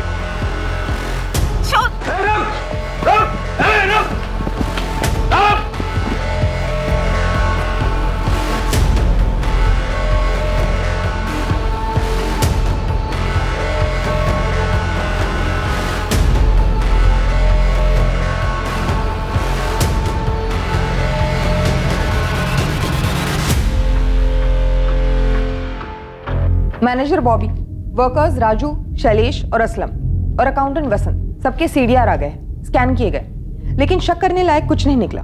पटना पुलिस का क्या कहना है? सर, उन्होंने राकेश के पटना वाले बैंक से बात की है। बैंक स्टेटमेंट से पता चला है कि मुंबई आने से पहले राकेश का बैंक बैलेंस और इन्वेस्टमेंट काफी अच्छे थे, प्रॉपर्टी है, भारी इंश्योरेंस पॉलिसी है, और तो और जितने क्लाइंट्स उसके पटना में थे, जितनी कमाई थी, उसके आधे भी मुंबई में नहीं थे। कोई पर्सनल इशू तो होगा ही होगा। वहां के खबरियों का क्या रिपोर्ट है? अपने माँ बाप का इकलौता बेटा था राकेश। माँ बाप काफी पहले गुजर गए थे और रिलेटिव्स ऐसे कोई था नहीं। पटना में जहां वो रहता था वहां उसका कोई दोस्त पड़ोसी होगा ही होगा। सर, जैसे यहाँ के पड़ोसियों ने बताया, खुश थे दोनों एक साथ वगैरह, वहाँ के पड़ोसियों ने भी यही कहा, सिवाय एक बूढ़ी औरत के। ये बताओ, तुम जानना क्यों चाहती हो?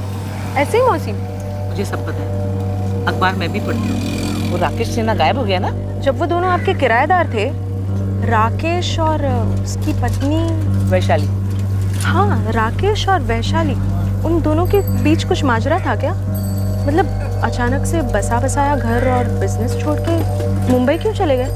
मुंह छुपाने। मुझे एक अरसे से शक था कि दाल में कुछ काला है। लोग कहते हैं कि बुढ़ापे में आंखें और कान कमजोर हो जाते हैं, लेकिन मेरे साथ तो उल्टा ही हो गया था।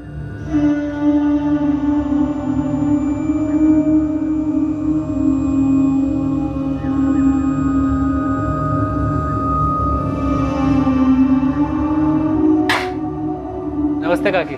जीते रहो बेटा। किराया देने आया था। आओ अंदर आओ। लीजिए काकी, गिन लीजिए। काकी, आपसे एक बात करनी थी मुझे। हमें भी तुमसे एक बात करनी है, लेकिन पहले तुम बोलो। खुद का मकान बनाना चाहता हूँ। सोचा एक बार आपसे पूछ लेता हूँ, क्या आप अपना मकान हमें बेचेंगी? बेटा तुम मेरा मकान खरीदना चाहते हो, लेकिन तुम्हारा घर बिक चुका है। क्या? तुम्हारे घर में आग लगी हुई है, पहले जाके उसे बुझाओ। मैं जानती हूँ कि तुम्हें सब कुछ पता है, लेकिन तुम चुप हो। मैं भी सब कुछ जानती हूँ, लेकिन तुम्हारी भलाई के लिए मैं भी चुप हूँ। लेकिन जानते हो, जब ये सारी बात मोहल्ले में लोगों को पता चलेगी तो क्या होगा? उस लड़के का तो कुछ नहीं जाएगा, वो तो भाग जाएगा, लेकिन मुंह तुम्हारा काला होगा।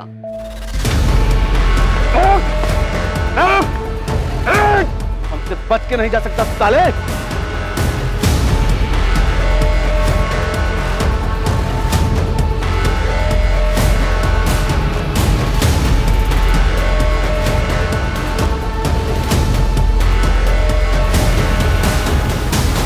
सर मैंने नहीं मारा राकेश भाई को। कैसे मारा और लाश कहाँ ठिकाने लगा दी? अरे सर मैं कह रहा हूँ मैंने नहीं मारा राकेश भाई को। ये तुम्हारे अकेले का काम तो हो नहीं सकता सुमित। किसने साथ दिया था तुम्हारा? फैक्ट्री से कोई था या पेशेवर हत्यारा था? सर मेरा यकीन कीजिए, मैं आपको कह रहा हूँ मैंने नहीं मारा राकेश भाई। कैसे मारा और क्यों मारा वो बताओ। हाँ अफेयर हुआ था सुमित के साथ। हुआ था या अभी भी चल रहा है? तुमने और सुमित ने मिलकर राकेश को ठिकाने लगा दिया? नहीं मैम, मैं तो सुमित को पूरी तरह से भुला चुकी थी। पटना में बैठे मैं विशाली को बुला नहीं पा रहा था, दम घुट रहा था मेरा। ऐसा लग रहा था जैसे किसी ने मुझे पिंजरे में बंद कर दिया। मिले कैसे थे उससे और राकेश को कैसे जाना? मैं वो पटना वाली फैक्ट्री में उनका असिस्टेंट था। प्रणाम भाभी। तो भैया ने फाइल मंगाई है इनकम टैक्स पर। अंदर आओ। कोई मेहमान आ रहे हैं? सिर्फ तुम्हारे लिए बनाए हैं।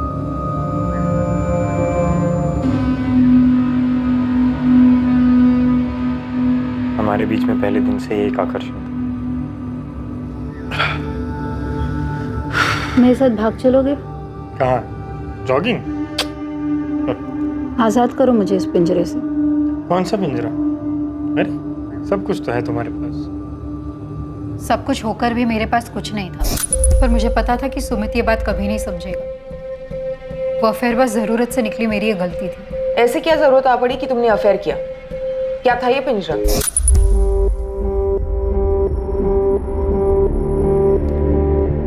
कम से कम मेरी तरफ देखो तो सही राकेश। ऐसे पीठ दिखाने से तो प्रॉब्लम हल नहीं होगी ना। कौन सी प्रॉब्लम है शाली?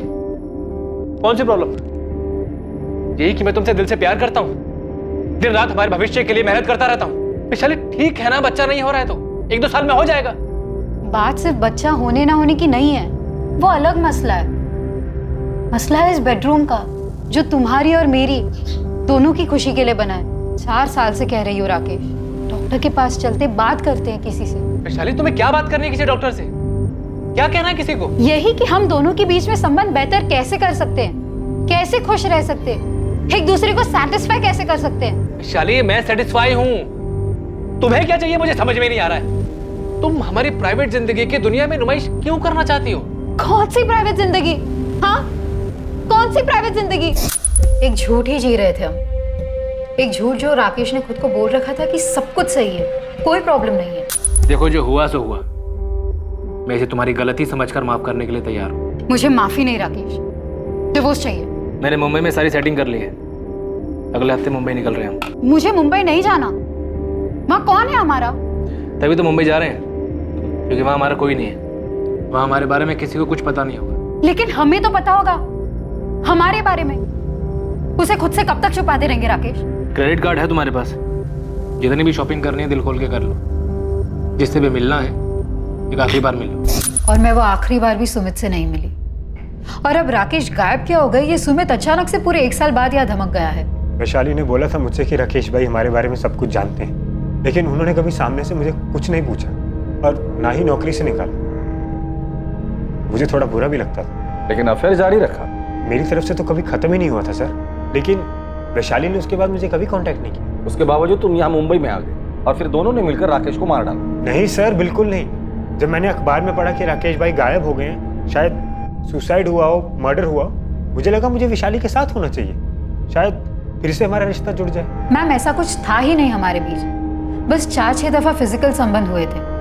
मेरी गलती थी, मैंने डिवोर्स मांगा, राकेश ने दिया नहीं।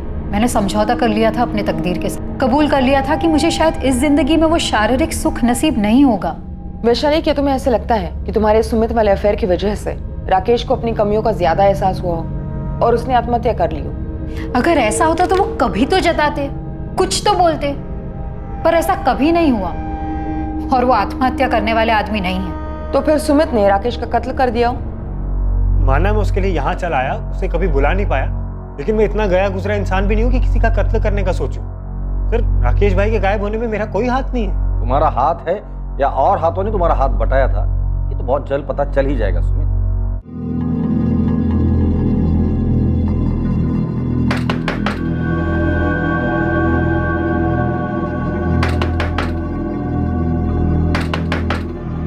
ओमकार, ओमकार, क्या हुआ? इतना वक्त क्यों लगा दरवाजा खोलने में? अरे पसीना क्यों आया?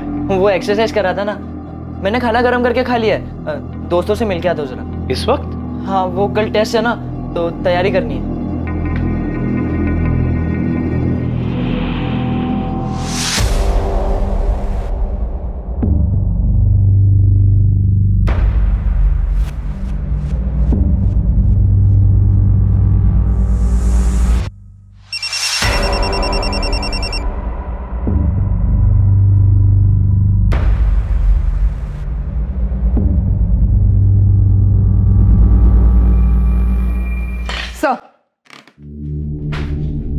मैंने पटना पुलिस से कंफर्म किया, सुमित 4 अक्टूबर को पटना में ही था। एक्चुअली स्वाति, मुझे तुम्हारे लॉजिक में दम लगता है। भले इस राकेश ने सुमित और वैशाली के अफेयर को माफ करने की बात की हो, लेकिन ये राकेश अंदर ही अंदर घुट रहा होगा, अपने सेक्सुअल प्रॉब्लम को लेकर डिप्रेस हुआ हो और कूद गया हो।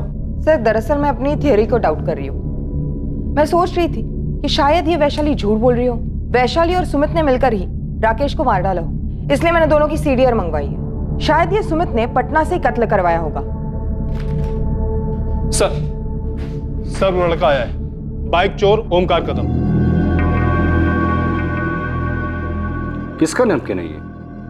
मेरा है सर। इस पर खून किसका है और ये हमें क्यों दिखा रहे हो? वो मैंने आप लोग को बाइक के बारे में पूरी बात नहीं बताई थी, एक बात छुपाई थी।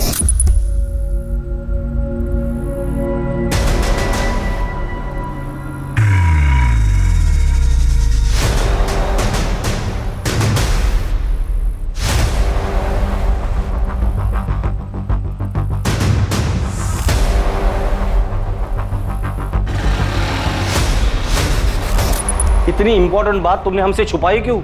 वो मुझे लगा कि आप लोग मुझ पर शक करेंगे। तो अब तुम्हें अचानक ऐसे क्यों लगा कि हम तुम पर शक नहीं करेंगे? आप लोग ने मुझ पर भरोसा किया, मुझे जाने दिया, और दादू भी बोले कि मुझे आप लोग ने एक चांस दिया है, इसलिए मुझे लगा इससे आपकी हेल्प हो जाएगी। शायद उस आदमी ने सुसाइड नहीं किया हो, उसका मर्डर हुआ। हेलो, हाँ कामरी, तुरंत सर्च पार्टी भेजो। ओमकार, तुम जरा बाहर बैठो। जी सर, राकेश का लोडर असलम दलवाई आज दिन भर से घर से नहीं निकला, और जब नजर रखने वाले बंदे दरवाजा तोड़कर अंदर गए तो घर पे कोई नहीं था और पीछे की खिड़की खुली थी।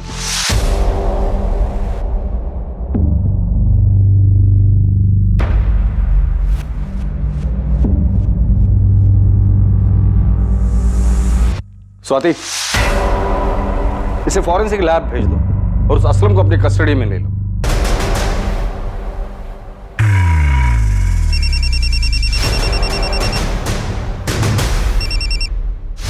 क्या है वसंत जी? अरे मुझे मेरे पैसे कब मिल रहे हैं? ये लगभग साबित हो चुका था कि राकेश सिन्हा का कत्ल किया गया था, लेकिन ये कत्ल किया क्यों गया, इसके पीछे का मकसद क्या था, इसके पीछे आखिर था कौन? इन सवालों के जवाब मिलने अभी बाकी थे। इस कत्ल की हकीकत सामने आने के लिए असलम दलवाई का हाथ लगना जरूरी था। असलम भाई? नहीं मैडम, एकदम गाय आदमी है, वो क्यों सर का मर्डर करेगा? और असलम भाई का कभी किसी के साथ पंगा नहीं हुआ है मैडम, जरूर आपको कोई गलतफहमी हुई। तो फिर ये असलम फरार क्यों हुआ? फोन भी स्विच ऑफ है, उसे पता चल गया था कि हम उस तक बहुत जल्द पहुंचने वाले, इसलिए मौका देखते ही भाग गया। कोई ऐसी जगह पता है जहां वो छुप सकता है? हाँ, उसके गांव का एड्रेस है हमारे पास। हमने पता किया, वो वहां नहीं है।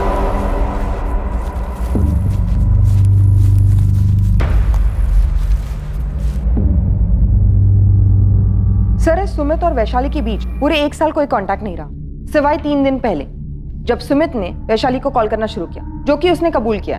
दोनों की कॉल लिस्ट में ऐसा कोई नंबर भी नहीं जिससे उन पर शक जाए। लेकिन एक गौर करने वाली बात है, हाल ही में अकाउंटेंट वसंत प्रधान की तरफ से वैशाली को कई कॉल्स किए गए। मेरी मेहनत की कमाई है सर, और मुझे इस वक्त उसकी सख्त जरूरत है। मैंने बॉबी को बोला था कि वैशाली ऑथराइज है मेरे चेक को साइन करने के लिए, लेकिन बॉबी ने बोला पहले राकेश को मिल जाने दो। अरे मेरे को मेरे पैसे की अभी जरूरत है, इसलिए मैं लगातार वैशाली को फोन कर रहा था। बोलिए क्या गुनाह किया मैंने? अकाउंटेंट वसंत प्रधान के खिलाफ कोई ठोस सबूत नहीं था, लेकिन यह भी सच था कि 4 अक्टूबर की सुबह सिर्फ एक वही था जिसने राकेश को ऑफिस में देखा था, जिसके बाद राकेश गायब हुआ। पर क्या सच में वसंत ही था जिसने आखिर में राकेश को फैक्ट्री में देखा था? आखिरकार पुलिस को एक ब्रेक थ्रू मिला। अब असलम भी पकड़ा गया था। उससे पुलिस को आगे की एक स्ट्रॉन्ग लीड मिली। केस क्लोज होने वाला था। मुजरिम तक पहुंच पक्की होती गई। इस जुर्म का अतीत से रिश्ता जरूर था, एक आदत से, एक फितरत से जो बदलने का नाम नहीं ले रही थी। असलम, अब तू खुद बोलेगा या खातिरदारी करी थी? मैंने कुछ नहीं किया। मैंने तो छुप क्यों रहा था तू? मैं डर गया था। मुझे सच में नहीं पता कि उस सुबह कुछ ऐसा होने वाला था। अभी हमारी 5वीं एनिवर्सरी के लिए आपने ज्वेलरी बनाई थी, साड़ियाँ भी खरीदी। तुम ये बताओ, ये सोने का हार तुम्हें पसंद तो आया ना? सच कहूँ तो नहीं राकेश, मुझे ये सोने का हार नहीं पहनना। मुझे बस इस सोने के पिंजरे से आजाद होना है। फिर से बोल रही हूँ राकेश, मुझे डिवोर्स चाहिए। पिछले साल जब तुमने सुमित के साथ अफेयर किया था तब भी तुमने डाइवोर्स की रट लगा रखी थी। इस बार फिर से अफेयर शुरू किया? नहीं राकेश, मैं तो उसके कांटेक्ट में भी नहीं हूँ। मैं सुमित की बात नहीं कर रहा हूँ वैशाली। इस बार मैंने खुद अपनी आंखों से देखा।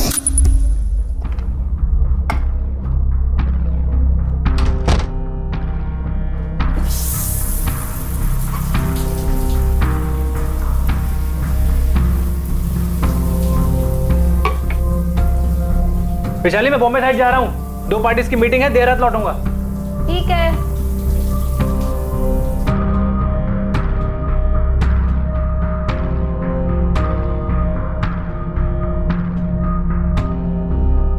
बुरी आदत जाती नहीं है ना तुम्हारी? जिसे तुम बुरी आदत कह रहे हो ना राकेश, वो हर इंसान की जरूरत है, पर तुम्हारी समझ के परे। सब समझते, पर तुम ये नहीं समझती हो कि आदमी बस एक खुशी नहीं दे पा रहा तुम्हें, बदले में हर तरह की खुशियां देता है तुम्हें।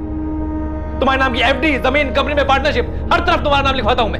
साड़ियां लेके देता हूं, जेवर लेके देता हूं, सब तो लेके देता हूं तुम्हें, लेकिन नहीं, तुम्हें तो बस जानवर की तरह बिस्तर। एक बात बताओ, अगर तुम्हें भूख लगी हो और मैं तुम्हारे लिए गाना गाऊं तो, या घर सजाओ तो, या खुद सज सज कर तुम्हारे पैर दबाओ तो, इससे तुम्हारी पेट की भूख मिटेगी? विशाली, दुनिया में से कई जोड़े हैं जो बिना एक दूसरे के साथ शारीरिक संबंध बनाए खुश रहते हैं। उन लाखों जोड़ों ने आके तुम्हें खुद बताया या तुम गए थे उनके बेडरूम्स में देखने?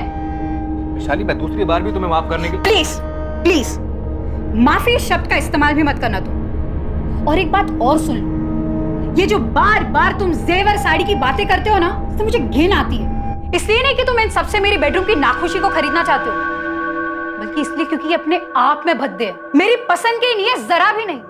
तुम सब कुछ सिर्फ और सिर्फ अपनी पसंद से लाते हो। कभी मेरी पसंद नापसंद जाने की कोशिश की तुमने? बस अपने लोगों में अपना नाम रोशन करवाना चाहते हो। समाज में भले ही लोग तुम्हें किसी हीरो का खिताब देते होंगे, लेकिन मेरे लिए तुम सिर्फ एक जीरो हो।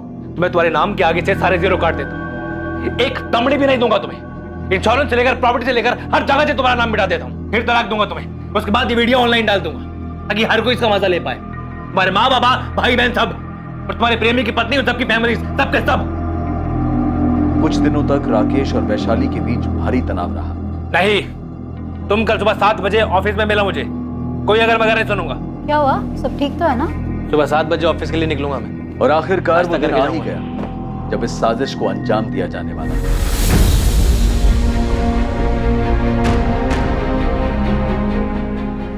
वो कल सुबह ऑफिस 7 बजे आने वाला है, इससे अच्छा दिन नहीं मिलेगा।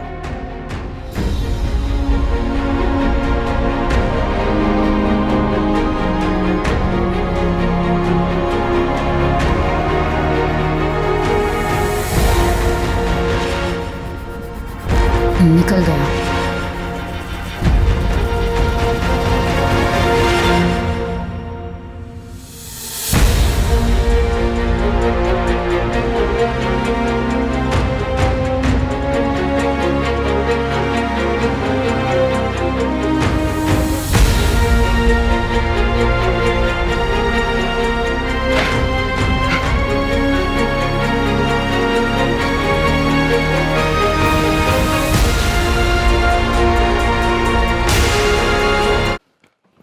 बोल। सर ऐसा मैंने पहले कभी कुछ नहीं किया। ऐसा कुछ मतलब मर्डर? नहीं सर, मतलब वो अफेयर सर मेरा फर्स्ट टाइम था सर। राकेश उस दिन एक नई डील के लिए शहर के बाहर गए थे, तो मुझे उन्होंने घर से एक फाइल मंगवाने के लिए कहा था। क्लाइंट का डील क्लोजर था, अर्जेंट था।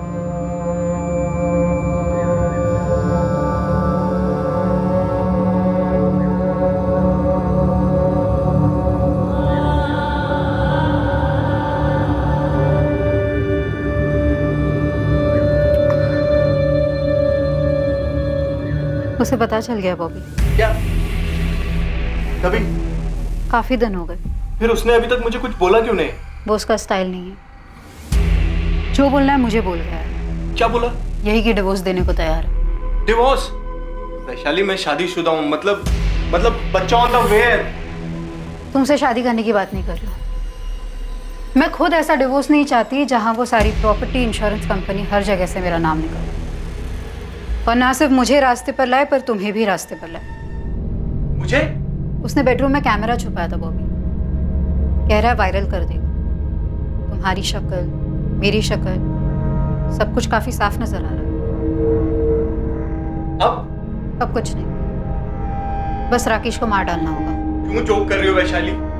सीरियसली बोलो ना, क्या करना है? मैं मेरी जिंदगी के बारे में कभी जोक नहीं करती बॉबी। हम उसे मार डालेंगे। कंपनी की 50% पार्टनरशिप तुम्हें दूंगी, और हमारी बेडरूम की पार्टनरशिप जारी रहेगी जब तक दोनों में से कोई बोर ना हो जाए। ये घर, पटना वाला घर, इंश्योरेंस का पैसा और बैंक में जो कुछ भी है सब कुछ तुम्हें मिलेगा ना? अब आए ना लाइन पर। सारे पैसों का 20% तुम्हें दूंगी। अब बोलो कब और कैसे करना? आज दुनिया से भी जाएगा, सब कुछ तैयार है। हम लोग फ़ोन या एसएमएस पर कभी बात नहीं करते थे, सिर्फ सोशल नेटवर्क पर या मैसेंजर पर, इसलिए आप लोगों की नज़र में कभी नहीं आए। मुझे या वैशाली को पता नहीं था कि राकेश ने अकाउंटेंट वसंत जी को ही बुलाया था मीटिंग के लिए। मेरा प्लान यही था कि उस मीटिंग से पहले ही राकेश को ख़त्म कर दूं, लेकिन वसंत जी जल्दी ही पहुंच गए।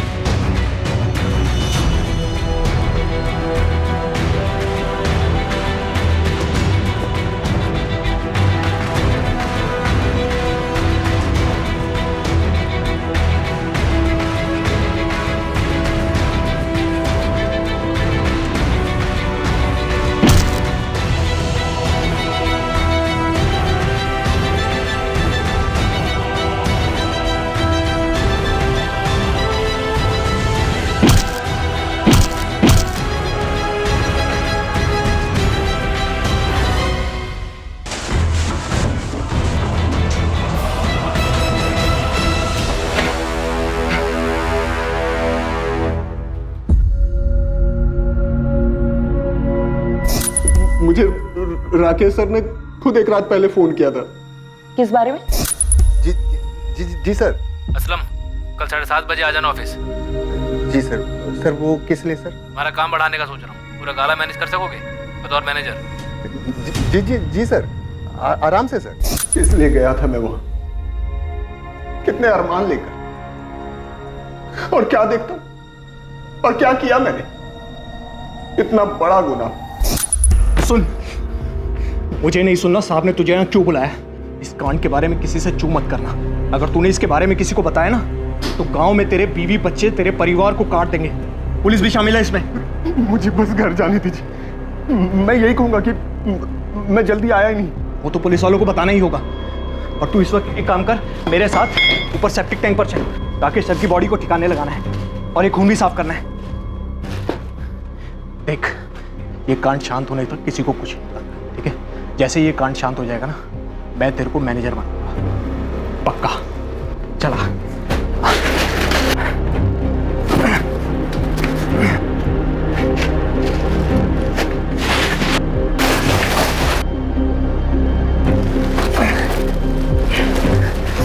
मैंने डर के मारे आप लोगों को भी झूठ बोला कि राकेश सर आए ही नहीं, जबकि आए थे। तो बॉबी ने उन्हें मार भी दिया। बॉबी, लाश अब भी वही है सेप्टिक टैंक में? बैग, मोबाइल और हेलमेट नदी में किसने फेंका?